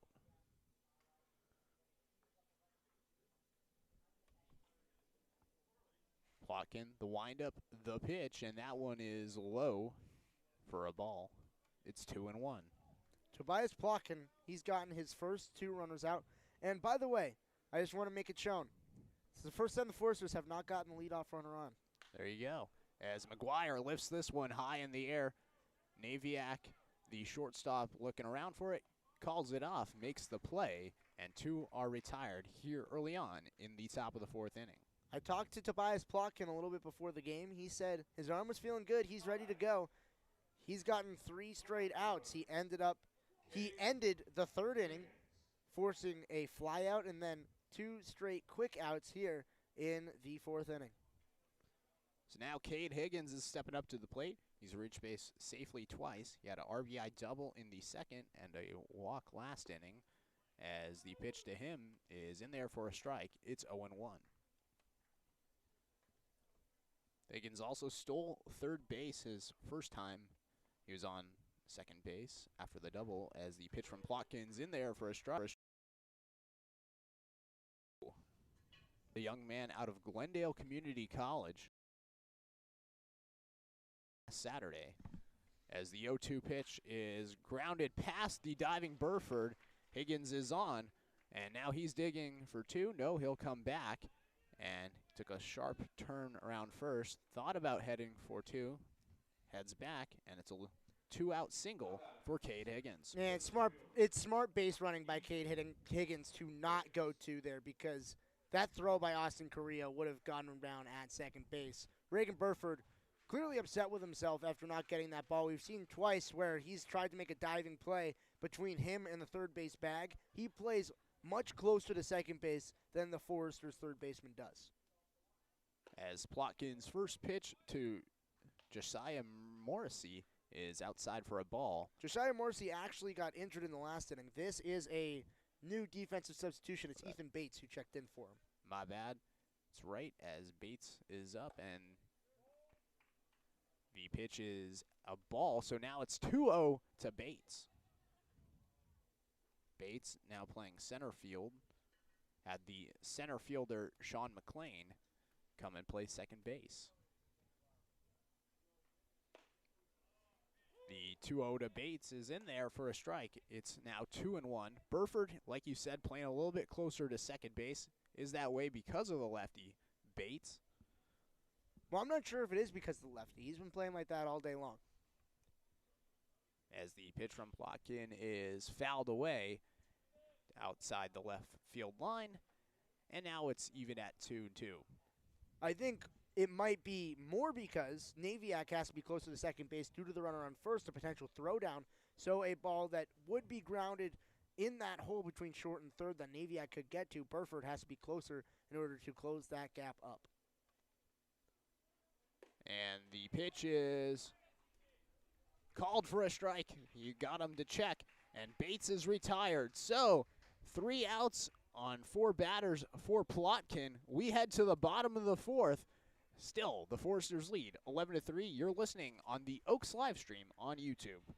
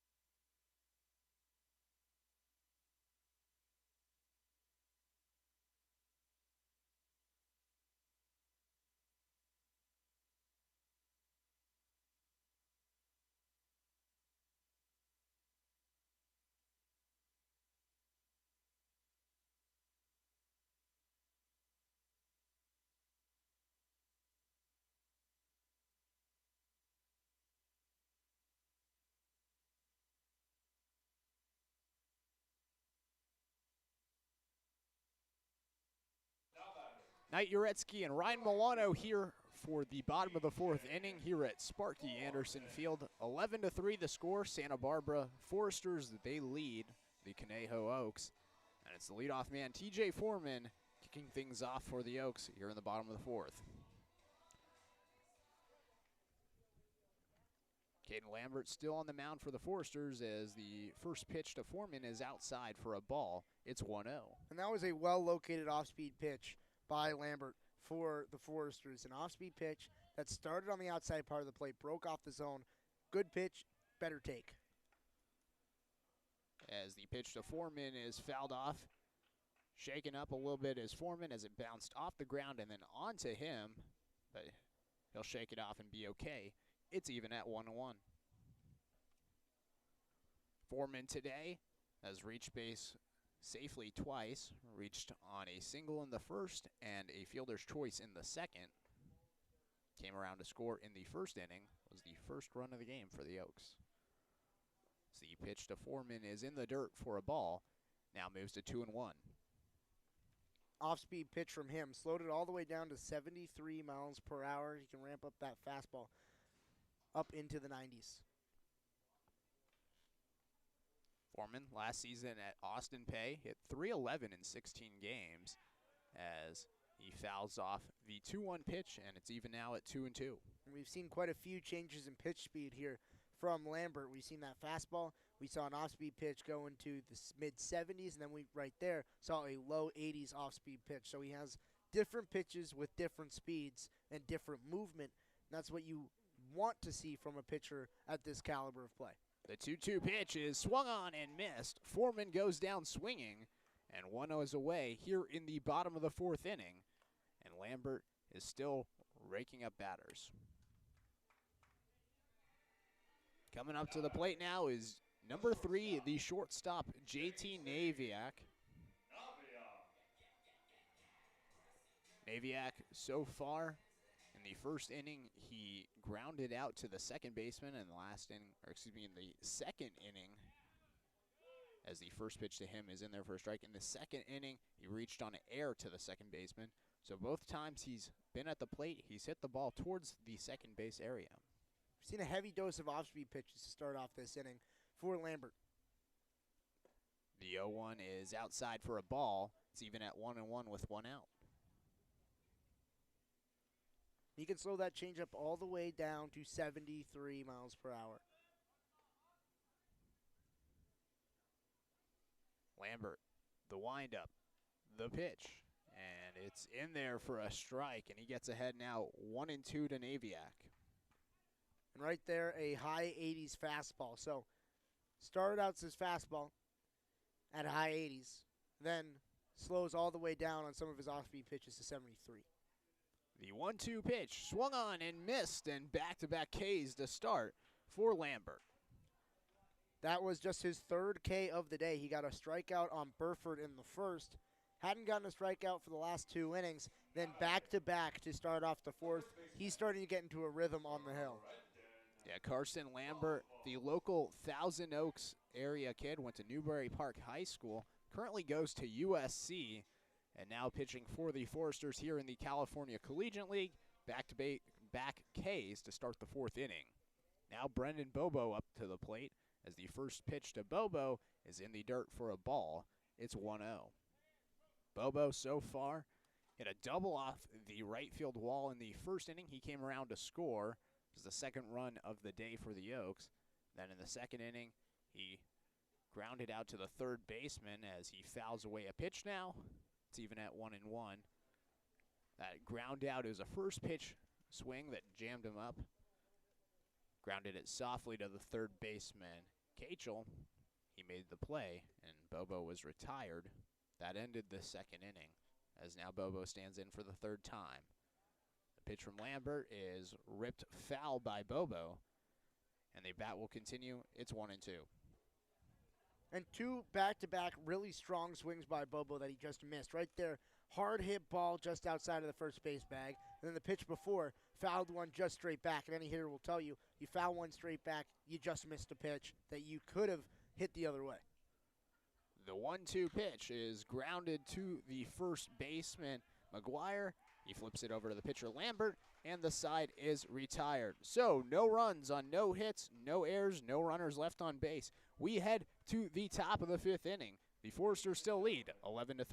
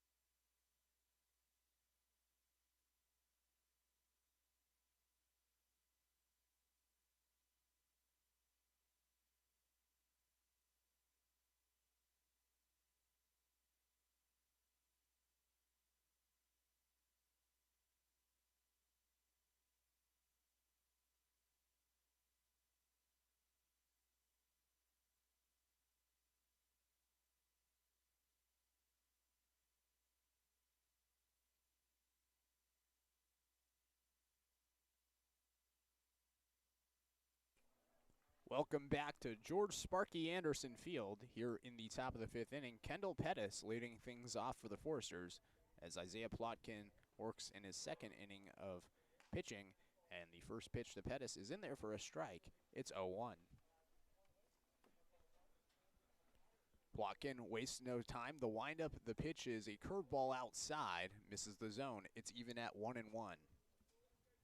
Plotkin had a successful inning last time.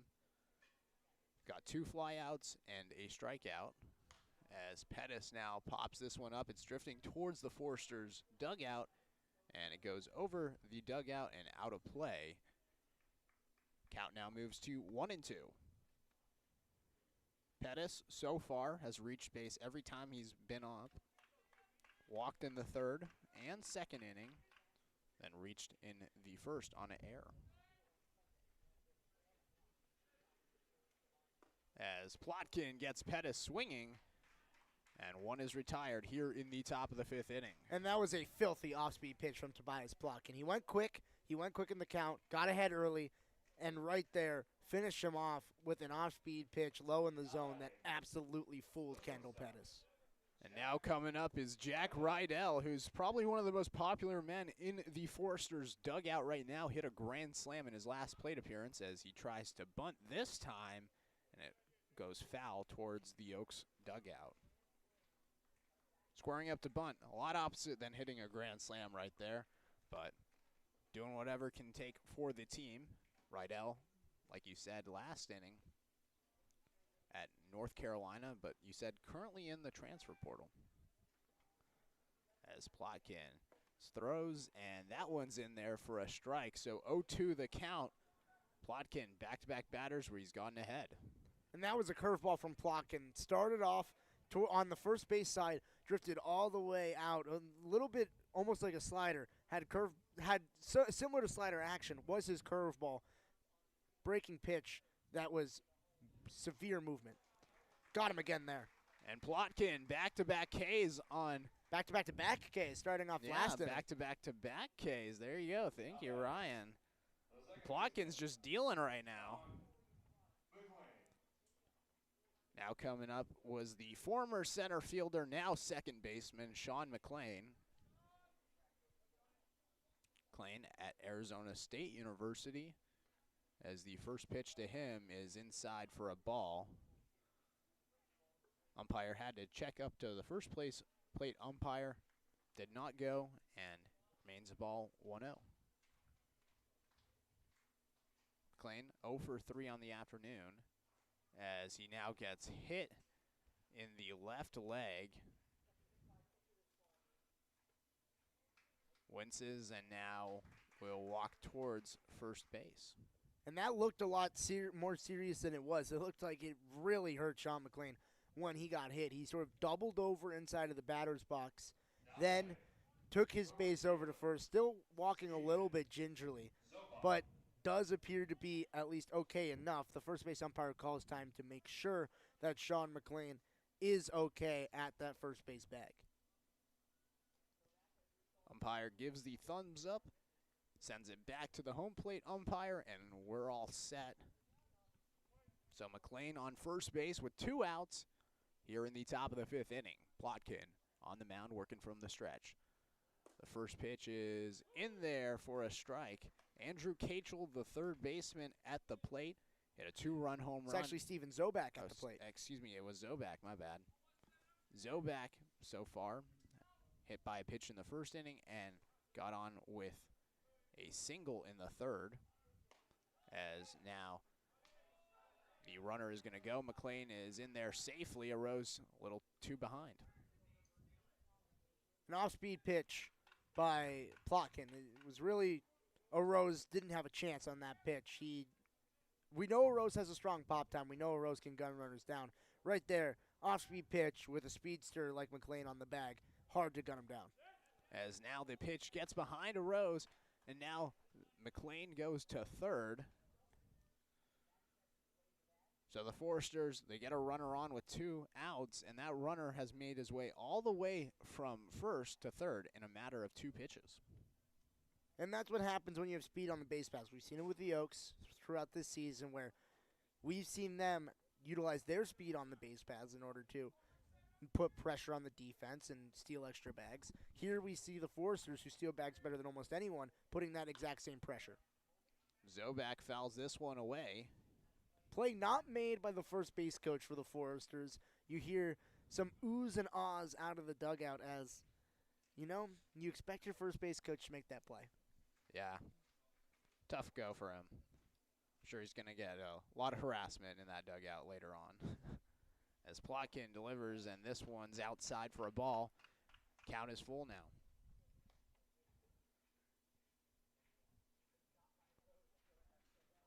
Plotkin still working. Had back-to-back-to-back Ks before allowing a hit by pitch to McLean. Now has a full count, and it's a lefty-on-lefty matchup. And the payoff pitch is swung on and missed. Zobak goes down swinging. So 3 Ks in the inning for Isaiah Plotkin, and that'll do it for the top of the 5th inning. So no runs on no hits, no errors, 1 runner left on base. We head to the bottom of the 5th inning. The Foresters lead 11-3.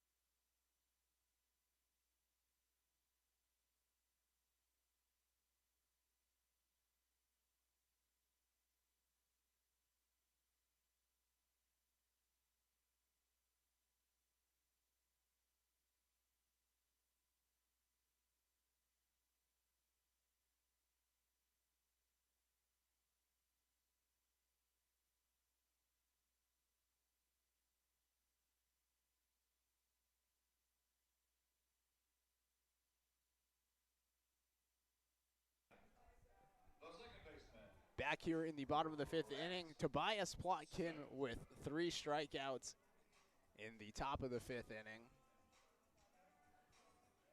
Said Isaiah Plotkin at the end of the inning. I'm not sure where you got that from. There's not a single person named Isaiah on either of the rosters. It was just an honest mistake. I actually know an Isaiah back home that was a pitcher, similar structure, big left-handed pitcher. Saw Ian Bunkner's name on my sheet. I think I just got it mixed up for some reason. Even though that doesn't make sense, it made sense to me as the first pitch to Grant Smith is in there for a strike. It's 0-1. Really calling me out on my mistakes on air, Ryan.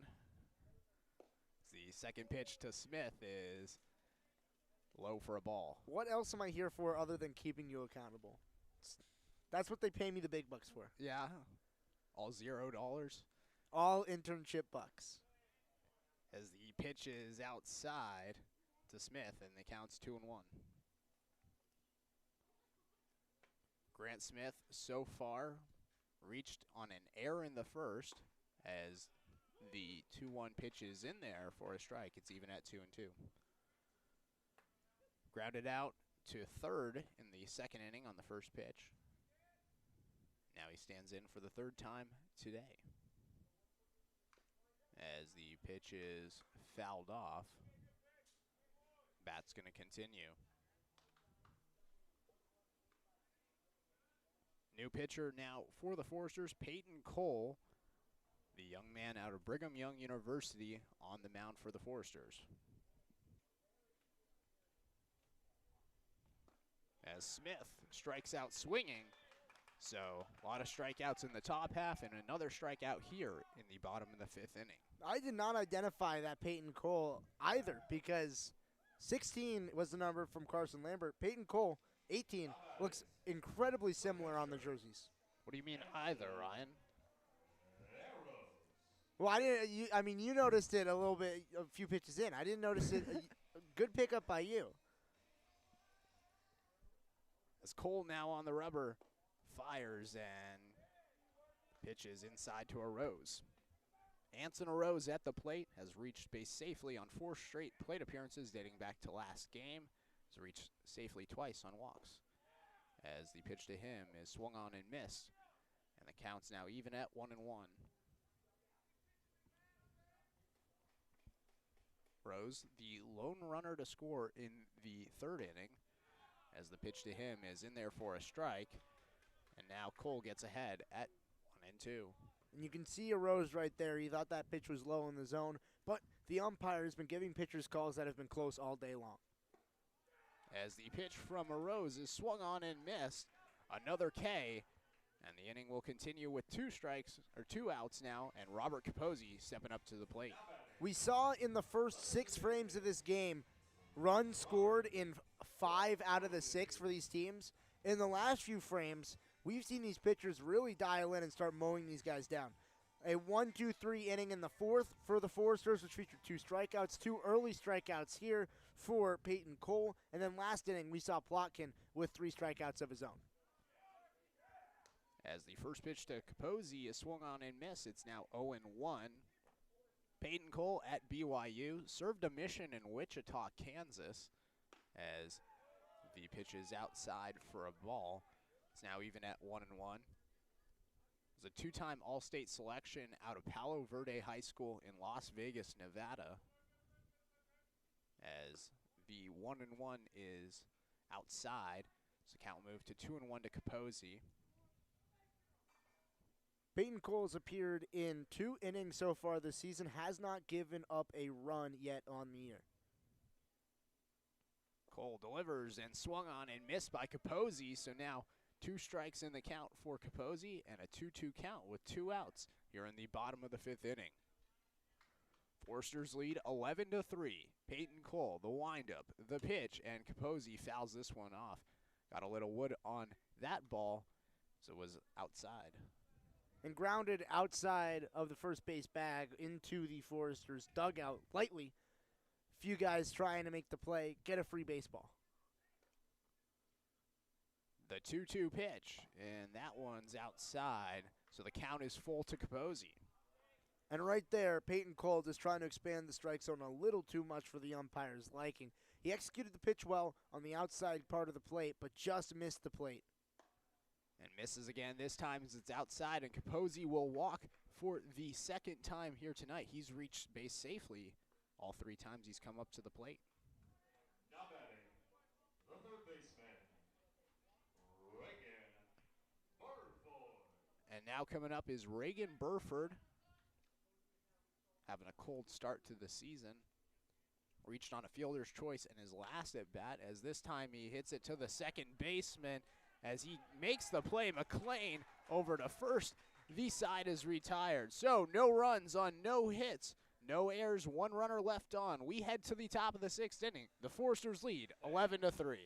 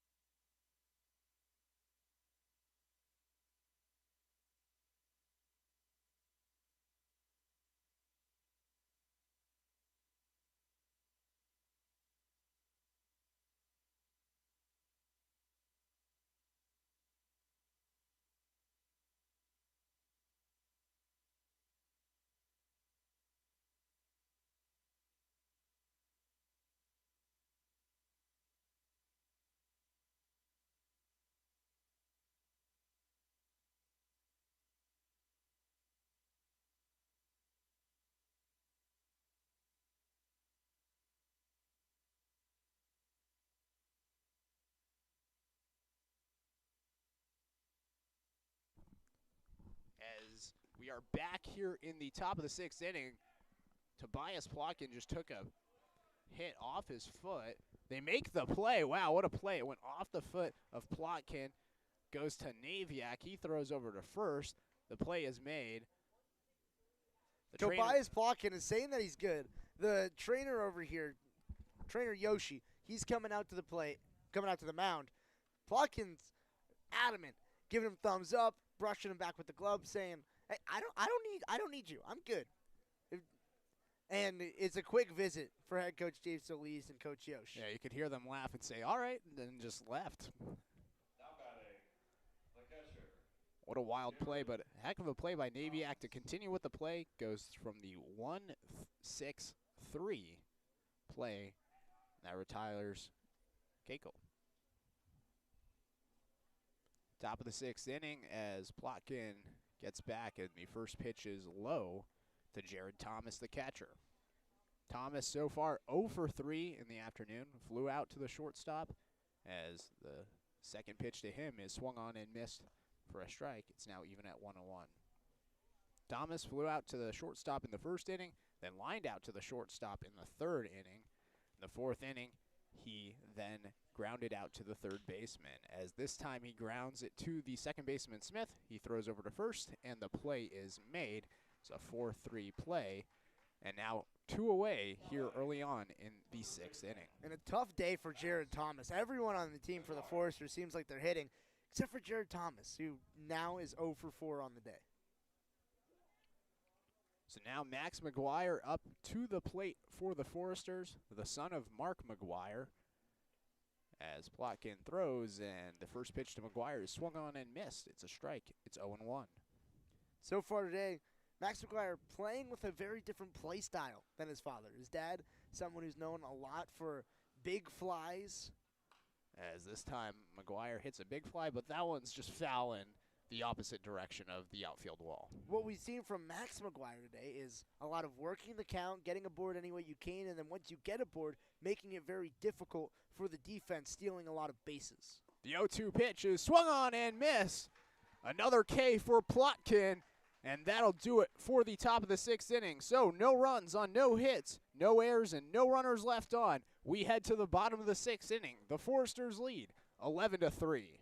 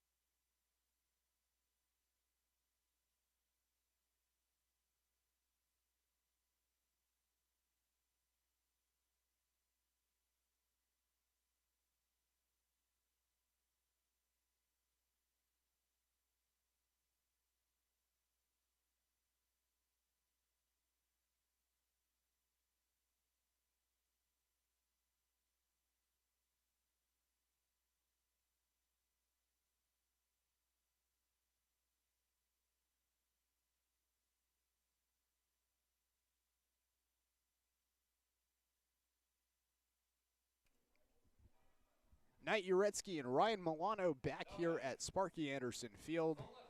The Foresters lead 11-3. As now Austin Carrillo will step up to the plate.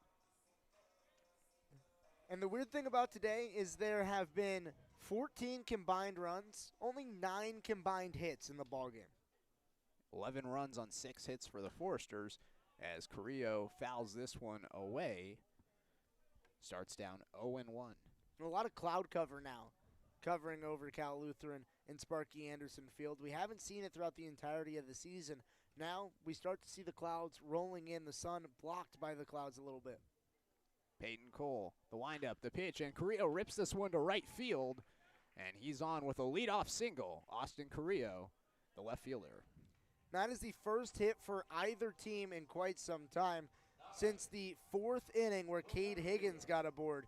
for the Foresters. This is the first hit since then. So now Hunter Call will be up to the plate. Reached on an error in the second inning, popped one right up to the right fielder. The right fielder dropped it, ended up getting to second. And then in the third inning, he flew out to left field on a hard hit ball towards the wall.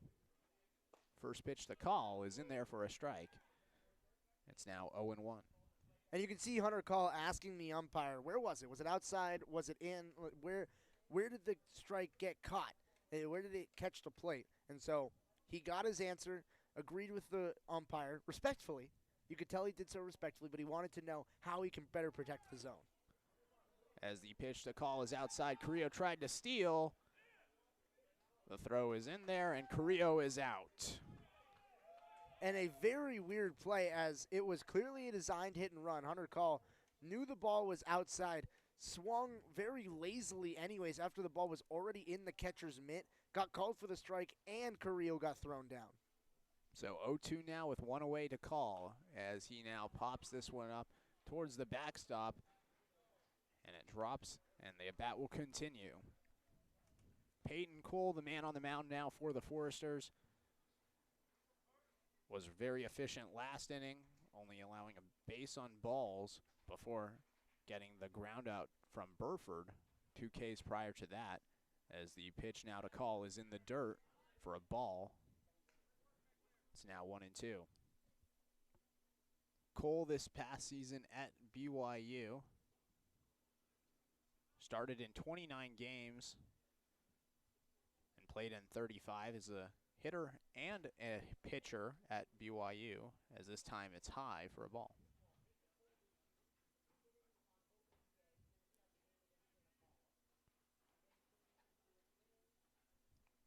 Had 29 strikeouts this past year at BYU.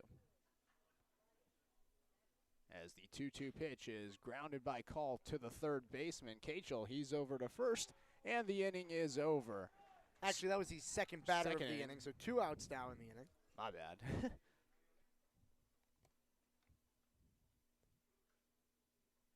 Hunter Call, with the speed that he has out of the box, made it a close play at third, but when you have someone like Cachel at third, who is a traditional third baseman, someone who is one of the people that, some of the scouts that are here are watching. Talked to some of the scouts before the game. They said, we're watching a lot of the Foresters, and Cachel was one of those players. So, as now Foreman is up to the plate, and the pitch is outside for a ball. So on a ground ball like that, despite the speed that Call has out of the box, it still makes it a very difficult play, and one that Cachel makes routine. 1-0 now to Foreman as the pitch is outside for a ball. It's now 2-0 to Foreman. Outfield depth straight up, infield playing standard. So standard defense all around with a slight breeze out to right field, as there typically is at George Sparky Anderson Field. Foreman now fouls this one away towards the parking lot and out of play. That will continue. 2-1 the count, 2 outs here in the bottom of the 6th inning. 11-3 the score, the Foresters lead. Cole, the pitch, and Foreman grounds this one foul. It's back to even at 2-2. The Oaks and Foresters, they're no strangers to each other. In 2019, the Foresters and the Oaks, they met up 7 times. The Foresters, they won 6 out of the 7 matchups. But in 2018, it was Conejo who got the upper hand as they defeated the Foresters in the CCL championships. Foreman now grounds this to the shortstop, Rydell. He throws over to first, and Foreman beats him with the speed. He's now going to head to second, and there's a collision by the pitcher and the catcher in foul territory. The first baseman and the catcher, rather. Was it the first baseman? It was the first baseman. Yep. So TJ Foreman beat out that throw. He would have been safe no matter what. So an infield single for him, but gets to second base on the error on the throw from the shortstop, Rydell. Looked like Foreman beat him out with the speed. So it's a single and then the error. 4th error of the day for the Foresters.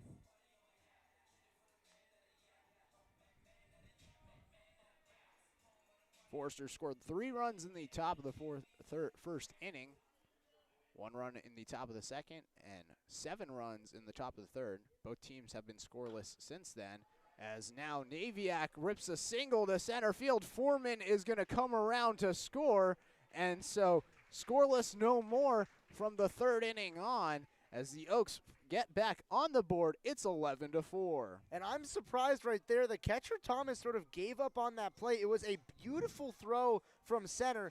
Bates threw it on a line. The catcher just sort of caught the ball, and Foreman brushed up against his back after the catcher had the ball in his hand.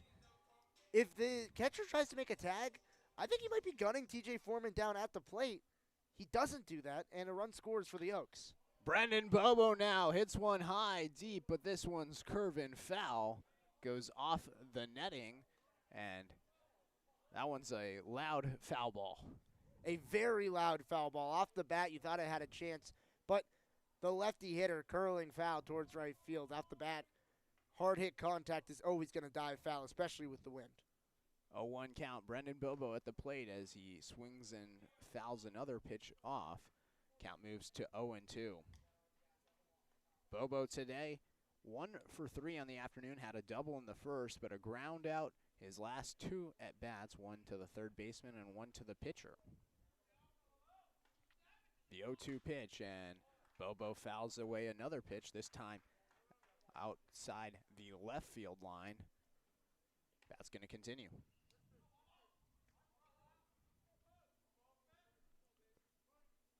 Brendan Bobo hit 2 home runs against Walnut Creek on Saturday. Looking for more here as the pitch to Bobo is high for a ball. Count moves to 1-2. Bobo, a kinesiology major at Cal State Fullerton. Avid fan of other sports. He's a huge Cowboys and Lakers fan. The pitch to Bobo is fouled away, this time to the backstop. Bat's still going to continue. 4 foul balls for Bobo in this at-bat.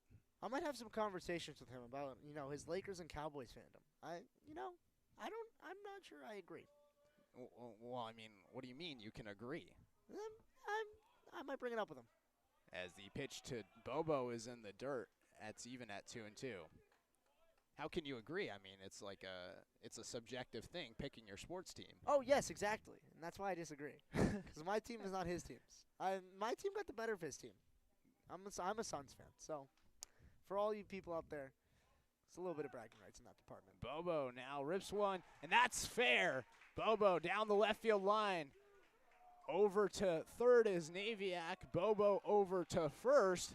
So it's a 2-out single for Brendan Bobo as he goes opposite way.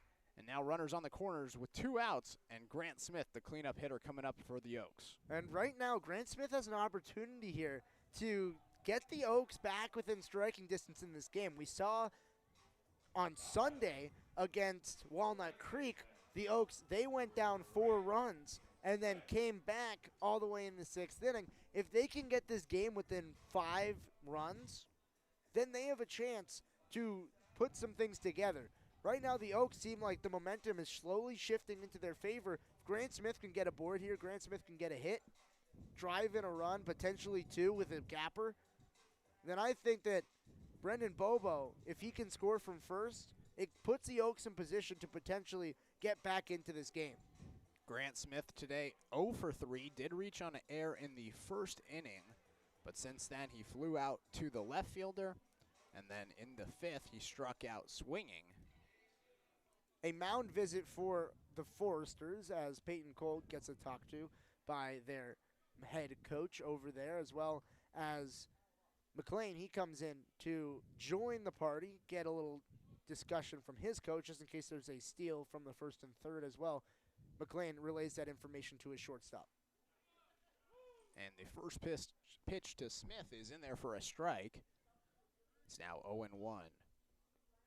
The Oaks so far in this game have left 7 runners on base. Those 7 runners is the deficit as they trail by 7. As the second pitch to Smith is in the dirt, it's even at 1-1. And right now they're trying not to leave 2 more on. Smith at Incarnate Word University in San Antonio. He's a biology major down there. Huge Tim Tebow fan. The pitch to Smith is outside for a ball. I don't think anyone can't be a Tim Tebow fan. Oh, you'd be surprised. There are some people that don't like Tim Tebow out there. Tebow Mania swept the nation. Anyone who isn't, or at least wasn't a Tim Tebow fan. Anybody that hasn't done the Tebow prayer, you're lying. The 2-1 pitch, and Smith grounds this to the third baseman. He throws over to second, and the inning is over. So, 1 run on 3 hits, no errors, 2 runners left on base. We head to the top of the 7th inning. The Foresters lead 11-4. You're listening on the Oaks live stream on YouTube.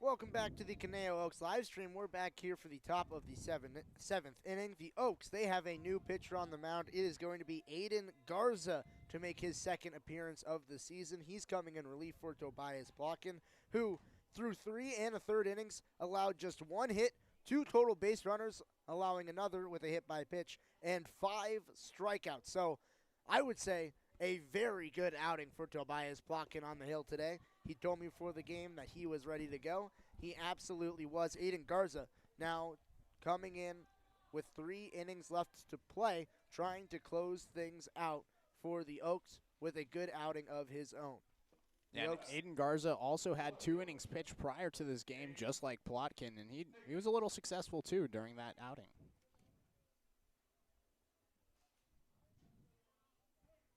Garza's last outing came last Saturday, as the first pitch in here to Cade Higgins is in there for a strike. Count 0-1. Garza, a Ventura native, currently a freshman at St. Mary's. Higgins lines one outside of the bag at third. Foul ball, count 0-2. Garza ahead early on his first batter. Graduate of Ventura High School there in Ventura. 2-time All-League Award winner there. It's a top 500 prospect from Perfect Game and a top 200 rating in California. The 0-2 fought off and fouled back against the screen. 0-2 will be done again. Cade Higgins has reached base every single time he's come to the plate. An RBI double in the second, a walk in the third, and a single in the fourth. He had the last hit for the Foresters. The 0-2 caught on and dribbled to third. Burford throws on to first. It's in time to get him. Cade Higgins retired for the first time today, and the Oaks start out the inning with an out, and Aiden Garza retires his first batter. It's a nice play by Burford right there. Uses backhand, makes the easy play across the diamond. And now 1 away here in the top of the 7th inning. Ethan Bates, the center fielder, checks into the box. He is a left-hander and watches the first pitch go by, catching the zone for a strike. 0-1 the count. The 0-1 catches the knees, another strike in at the zone. 0-2. Garza goes ahead 0-2 for the second consecutive batter. A lot of strikes so far from Garza. Like to see it if you're Solis. The 0-2 breaking ball in the dirt, trying to induce a swing. Ethan Bates does not offer, holds up in the count, 1-2. Bates right now, you got to be patient. Just see the ball in a little clearer. Struck out in your last at bat, trying to put a little bit of contact on this one. The 1-2 misses the zone. 2-2 they count. Bates back even. Garza really trying to work outside right now. The last two pitches have gone out there. The 2-2. Bates dribbles to shortstop. Naviak fields and throws on to first. A 6-3, 2 groundouts induced by Garza to start out his outing, and 2 outs now for the Foresters as they turn the lineup over. And Kendall Pettis coming up now for the Foresters. He's been the most successful guy, it seems like, if you're not hitting home runs. He's gone on 3 times before striking out in his last plate appearance, but has scored 2 runs for them, and he's been a threat on the base paths. First pitch to Pettit, grounded, stabbed by Garza. He doesn't field it cleanly, picks it up and throws to first. A 1-2-3 inning for Aiden Garza, a PFP practice play. Athletically, he gets out of the inning. No runs, no hits, no errors, and nobody left on base. Garza holds the Foresters with 11 runs as we'll head to the bottom of the 7th for Conejo. You're listening to the Oaks live stream on the Conejo Oaks YouTube channel.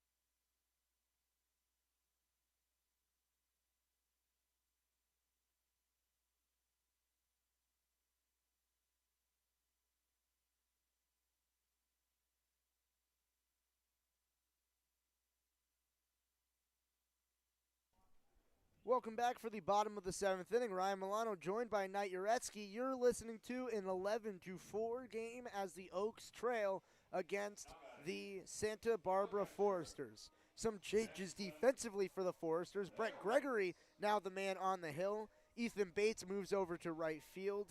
And Josh Stinson, he checks in at center field for Santa Barbara. So Zobak, he checks out of the game. He will not be appearing anymore. Anson Arrows is the guy in the box for the Conejo Oaks leading off the inning. First pitch to him, skied outside of play, down the left field line. Count 0-1. Arrows so far has been moderately successful today. Has reached a couple of times on walks, but did strike out in his last plate appearance. The 0-1 to Arrows. Foul down the left field line again, this time into the screen. The count 0-2. Anson has to work from behind in the count now. Brett Gregory, he's appeared once this season in his outing. He pitched 3 innings, struck out 4, and gave up 3 runs. Or excuse me, gave up 1 run. He has a 3 ERA. The 0-2. Misses the plate outside. The Foresters wanted that call. It was a good pitch on the outside part of the plate, but missed that part of the plate. Brett Gregory, originally from Lompoc, California, went to Chicago State before transferring to Oral Roberts. The 1-2, Arose swings at a pitch inside and low. Strikes out swinging. First batter down for Gregory. Now batting, the designated hitter, Robert Capozzi now checking in to the box. Posey. Left-handed batter's box for Robert Capozzi. He's been successful today. After starting off the season 2 for 6, he has raised that to 3 for 7 after getting aboard with a single in the third. Raised his on-base percentage as well today. Has not gotten out so far. 2 walks and that third inning single. First pitch to him, a pitch low that he swings at. The count 0-1. And Gregory on the mound was a graduate this past season at Oral Roberts, so a lot of baseball experience in his career. The 0-1. Low misses the zone, grazes the dirt. Count 1-1.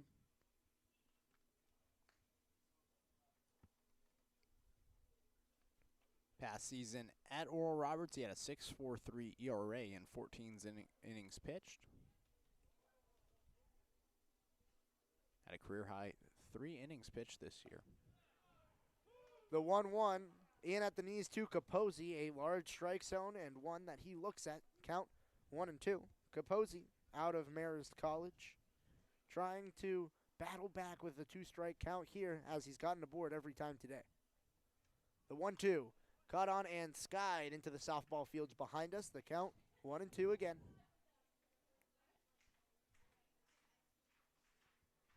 Capozzi, 6'8".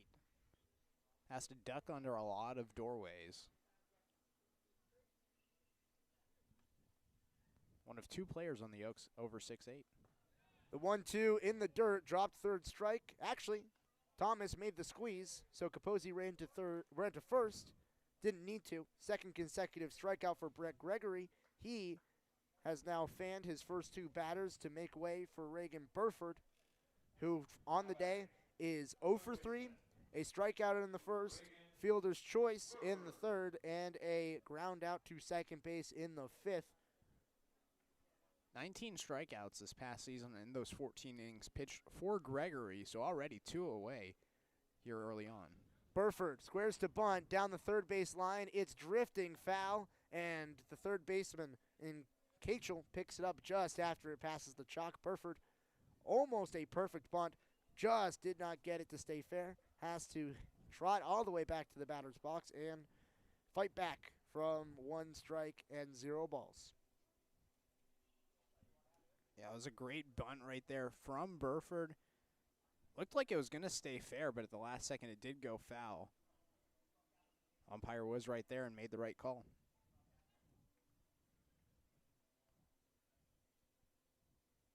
The 0-1. A breaking ball. In at the knees for a strike, 0-2. After 2 consecutive strikeouts, Reagan Burford now down 0-2 in the count, trying to not make it a 1-2-3 perfect inning on strikeouts. The 0-2 misses the zone, 1-2. Yeah, that one looked aligned right in front of the plate. That one just dropped a little too low, below the knees for Burford as he holds up and continues the at-bat with a 1-2 count. The 1-2, breaking ball skied high by Burford into shallow right center field. Tracking underneath it is Stinson. He makes the squeeze. The inning is retired. No runs, no hits, no errors. Nobody left on base. To the top of the 8th we go. You're listening to the Conejo Oaks on the Conejo Oaks live stream.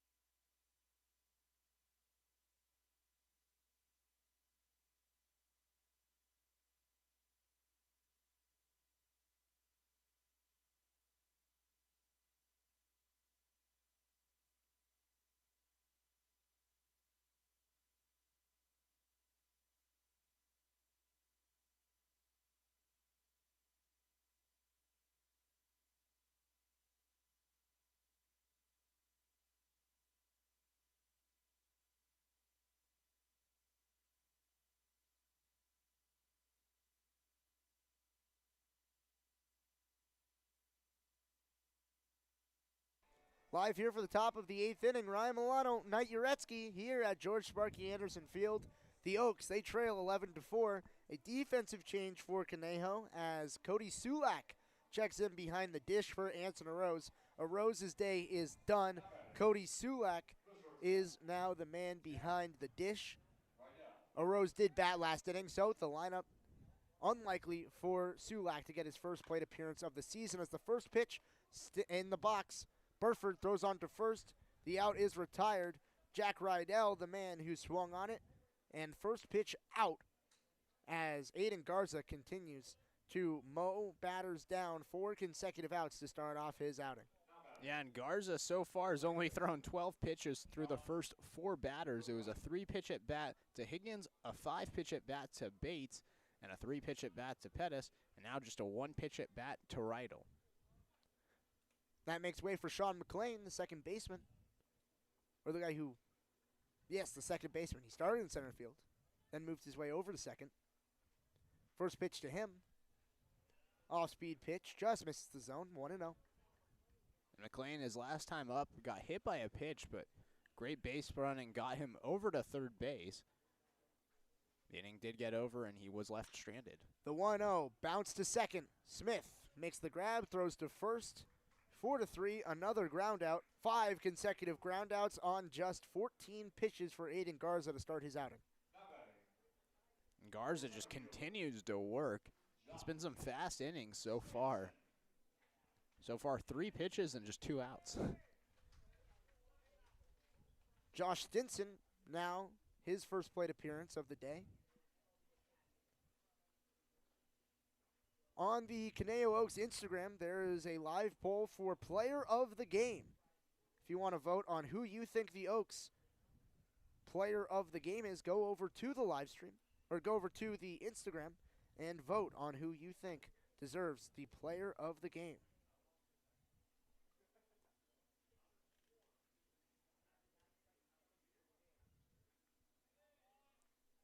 So far, the vote is Tobias Plotkin versus Brendan Bobo. First pitch to Stinson, bounced just left of the foul line down the third base line. Count 0-1. My personal vote would probably be for Tobias Plotkin. That inning, that 3 1/3 innings of work was very impressive as the 0-1 misses the zone, 1-1. Sulak does a good job to go down and block it. I voted for Plotkin too. Currently just voted, and as the vote stands as of right now, Brendan Bobo leading 62% to 38%. The 1-1 cut on and missed by Stinson, the count 1-2. And Bobo, he had a strong day as well. He did have that double in the first, which was just shy of going over the wall, as the 1-2 elevated out of the zone for a ball. Count even, 2-2. Also had that single in the 6th inning. Yeah, he fought one off and was able to get first to third for the runner that was on, as the 2-2 looks like it was a good pitch right down Main Street, but the umpire calls it elevated for a ball. The count full at 3-2, the first time that Garza's had to go deep in a count so far in this outing. The 3-2 flied out of play. 3-2 will be done again. Half of Garza's pitches before this outing in this at-bat. So he had 14 pitches before this at-bat. This is now a 7-pitch at-bat. The 3-2 elevated, check swing, he did not go. Josh Stinson, his first at-bat will find him aboard at first with a walk, the first base runner allowed on the day for Aiden Garza. And before that, Garza was just mowing them down. 3 pitches to the first 2 batters prior to the Stinson.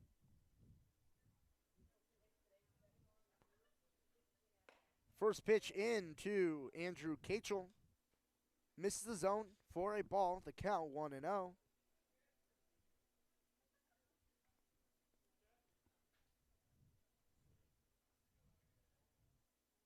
Stinson at first. 2 outs in the inning. Stinson goes. The throw down by Sulak not in time, so Stinson, he steals second. It was a great jump by Stinson right there.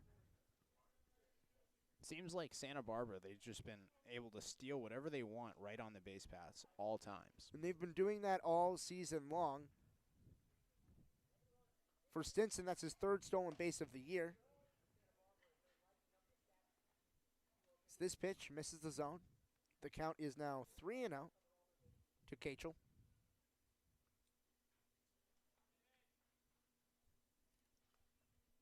Cachel brings a lot of pull right now. Flag not blowing as windy as we've seen it early. The 3-0. In the zone for a strike at the knees. 3-1 the count as Garza gets his free strike on the 3-0. That's a gimme strike right there. You got to throw a fastball somewhere in the zone, and he does right there. Gets the free strike like you said. The 3-1. Lifted back and out of play. The count has worked full. So after Garza, through 14 pitches, retired his first 5 batters, he's now gone full against 2 consecutive batters.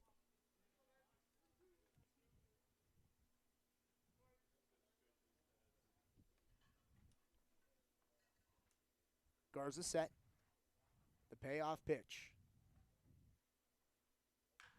Lifted high in the air to right. Back at the wall is Foreman. Looking up at the warning track, makes the catch. TJ Foreman gets to the wall, makes the grab, and the inning is retired. No runs on no hits, no errors, with 1 runner left on base and a hard hit ball to end the inning. The Oaks, 2 frames to come back for 7 runs. You're listening to the Oaks on the Conejo Oaks live stream, headed to the bottom of the 8th.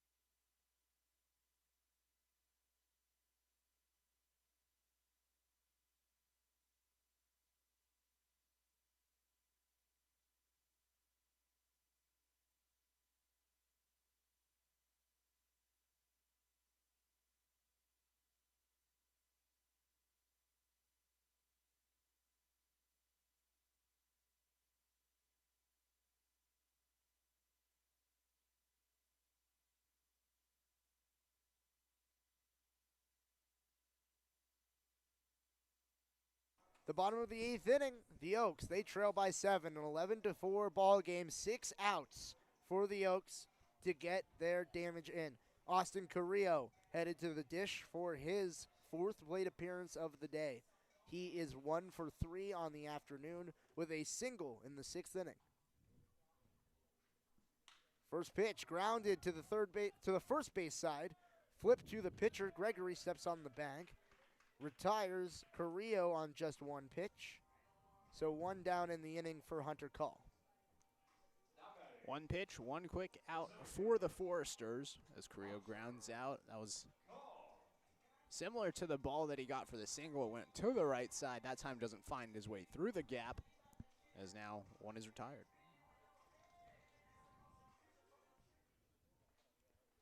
Hunter Call, after a strong day on Sunday, now checks into the box. Bounces 1 outside of third base. Today he's reached once on an error by the right fielder. He flew out on a hard line drive to left that if he was a lefty, he would have been blowing to right field. probably would have been gone. Very hard contact. And then grounded out to the third baseman in his last at-bat. The 0-1 misses low and away. The count 1-1. I've been very impressed with the pitcher, Brett Gregory. He has been locating his pitch as well. He induced 2 strikeouts last inning, got a quick out in this inning. That time was the first time he missed the plate early in the count. The 1-1. Lined in the gap between short and third, a single for Hunter Call. He's been swinging the bat well over the last 2 games, and he continues that as he gets aboard. Yeah, Hunter Cole had the triple and the 2 walks last game. Today, a lot of hard hit balls. That time, another hard hit ball. That time finds some room between the shortstop and third baseman. Gets down for a single.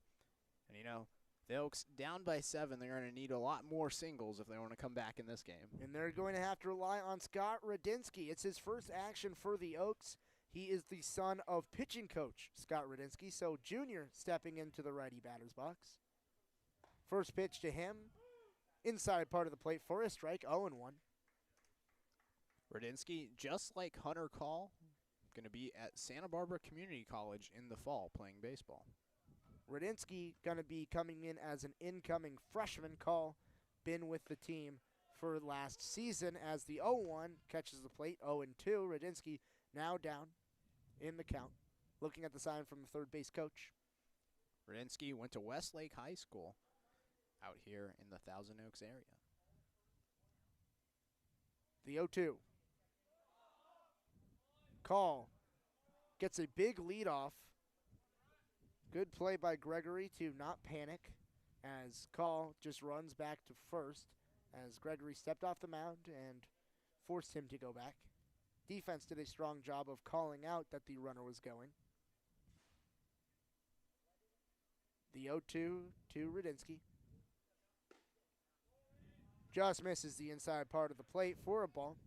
And that might have been a strike if it would have hit the spot. But Gregory and the catcher Thomas was set up on the outside part of the plate. Gregory touched his chest. I missed that pitch. The 1-2 inside. Radinsky has to back out. And the umpire calls time as Call ran to second. And I think it said it nicked the bat of Radinsky, so a foul ball might have been called.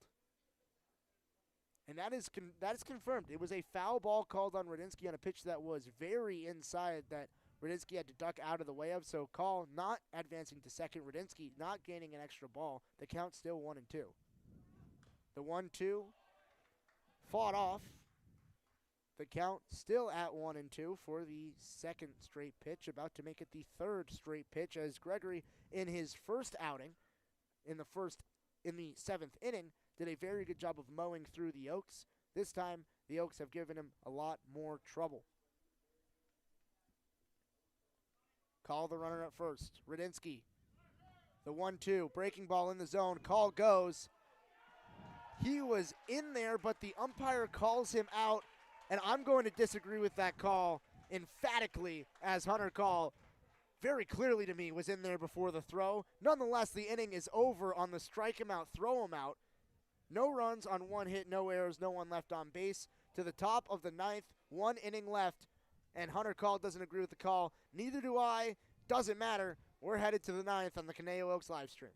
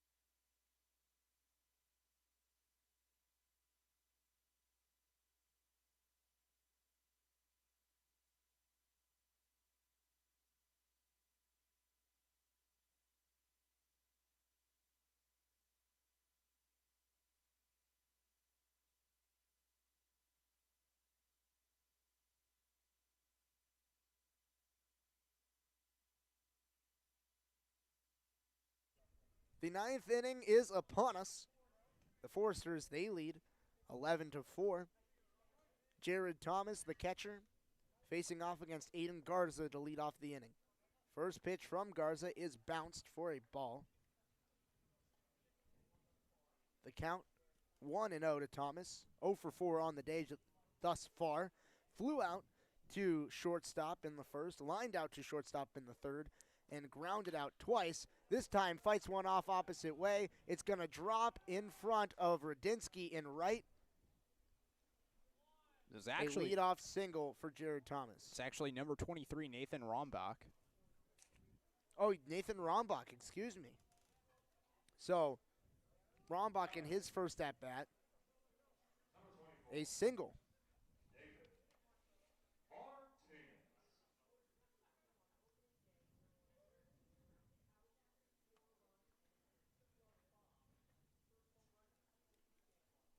Now another pinch hitter for the Foresters, as it is number 24, David Martinez, who is the man in the box. A big-time hack that he misses. Garza just allowed his first hit of the game, now trying to bounce back, not allow any more.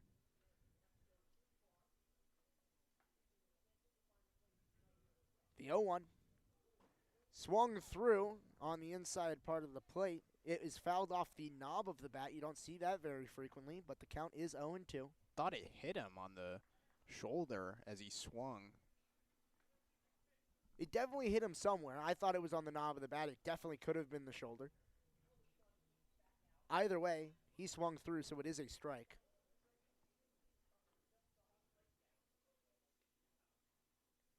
The 0-2.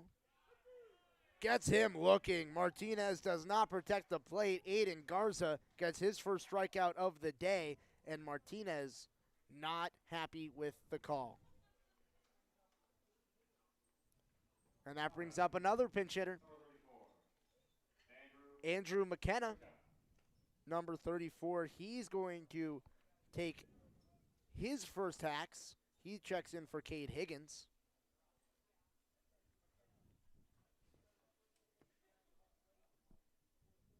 First pitch into him. Outside part of the plate. Massages the strike zone for a strike. The count 0-1.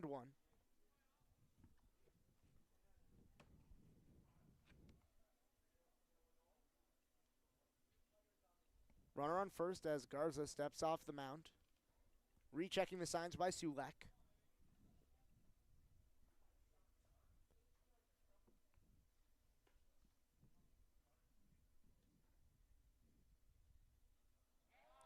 Picks over to first. Back in safely is Rombach.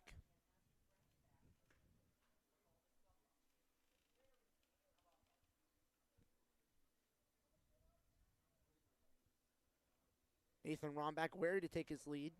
A short lead. The pitch in. Misses the zone. The count 1-1.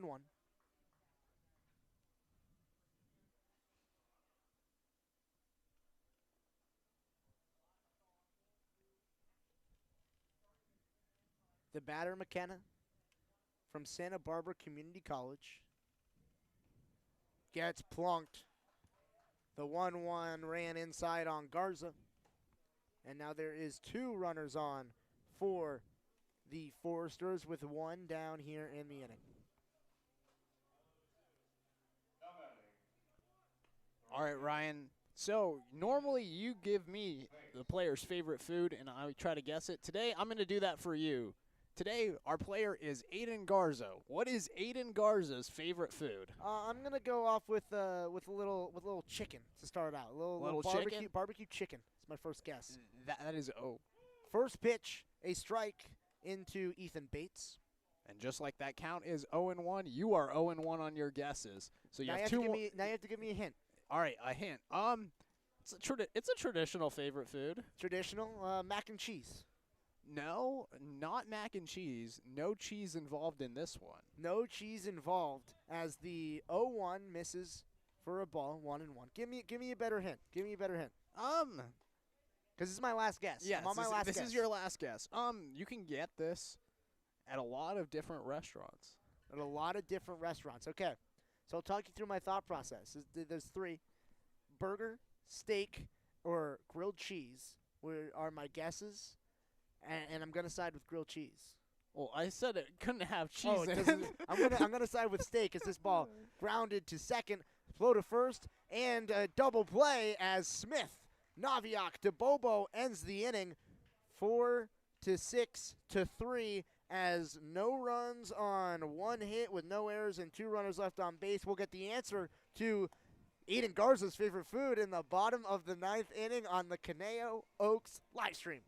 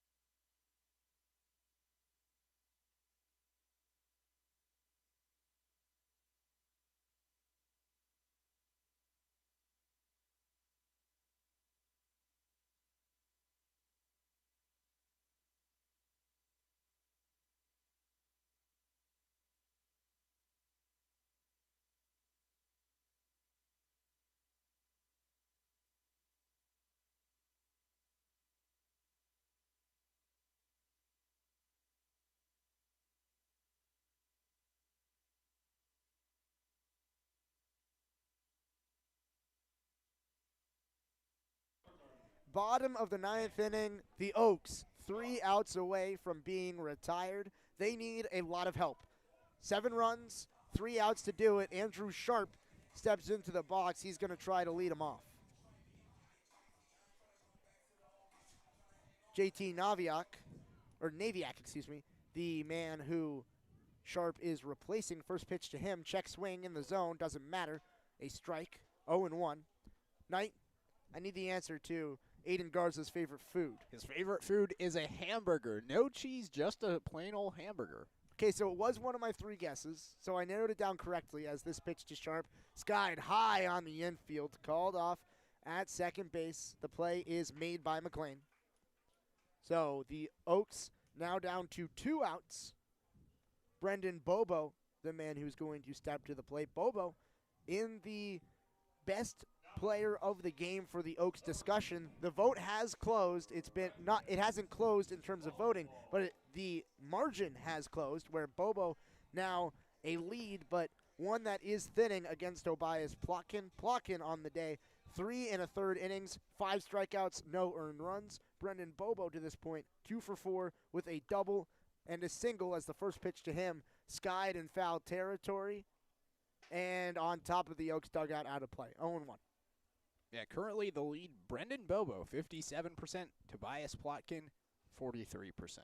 So Plotkin, we talked about his achievements on the day. He came in after a rough inning in the 3rd where the Oaks gave up 7 runs, ended up closing that one out, and then pitched 3 scoreless with 5 strikeouts as the 0-1 fouled down the left field line and out of play, 0-2. Bobo in the 1st doubled off the wall, which drove in an RBI. Bobo ended up coming around to score. And then last inning, he fought off a pitch inside on the hands, ended up singling in that at-bat. In the 2nd and the 4th, he grounded out both times. So 2 for 4 on the day. This time 0-2 count. Chopped softly to second base. McLean makes the play at first. Another man is retired. So Brendan Bobo's day, despite a large comeback effort, likely done. So, player of the game voting, finalized as Brendan Bobo at 2 for 5. Brendan Durfee, pinch hitting for Grant Smith.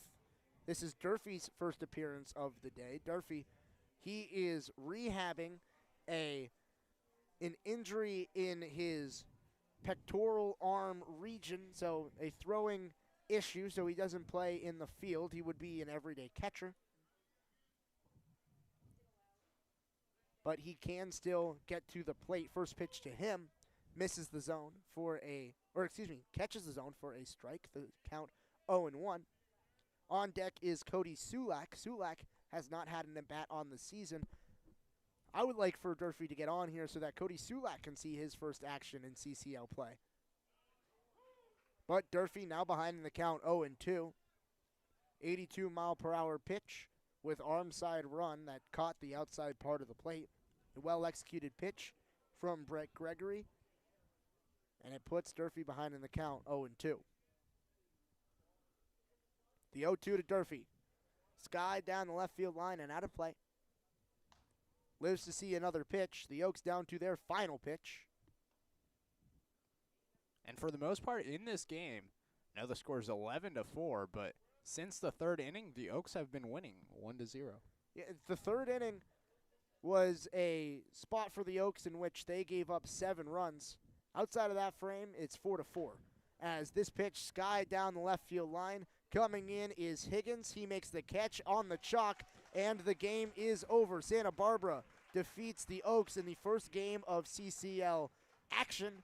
The Oaks, they fall to 3-1 on the season. The Foresters, they get a win. The Oaks start out the CCL play at 0-1. It was a game that the Oaks were trailing for most of it. The game was out of hand for most of it, but where were the bright spots in this game? I mean, I think the bright spots was the back end of the bullpen. I mean, since the third inning, they didn't allow a run. That's 6 shutout innings to close the game. You know, Tobias Plotkin did a really good job, and so did Aiden Garza. Both of those pitchers did a very solid job, especially Garza. Garza worked through some innings pretty quickly. I think both of those pitchers in the bullpen, they were a bright spot in this tough loss, as right now the player of the game competition is even 50-50. Player of the game is 50-50, and I think that might mean that the decision is up to us. And I think based on what I just said, Tobias Plotkin's the player of the game. I think Tobias Plotkin is the player of the game because A, Brendan Bobo was the player of the game 2 games ago. We'll probably be interviewing him a lot. And B, I was very impressed with Tobias Plotkin's outing. He'll be able to mow down 5 in coming in a tough spot. So I think Tobias Plotkin is the player of the game. Any other final thoughts before we sign off? No, I would agree. Tobias Plotkin is my player of the game. I mean, Brandon Bobo, don't get me wrong, he had a solid game, had that double in the first inning, and then also had a single in the 6th inning. Both those hits were very crucial in the Oaks scoring runs today, but for me, Tobias Plotkin, coming out of the bullpen, he was my player of the game. The Oaks, they drop 11-4 against Santa Barbara. They play again tomorrow, the first road game for Conejo of the season. We will be traveling to the Academy Barons. That game will be first pitch around 6:30 p.m. Thank you for watching. We will be back tomorrow for Ryan Milano and Knight Uretsky, signing off.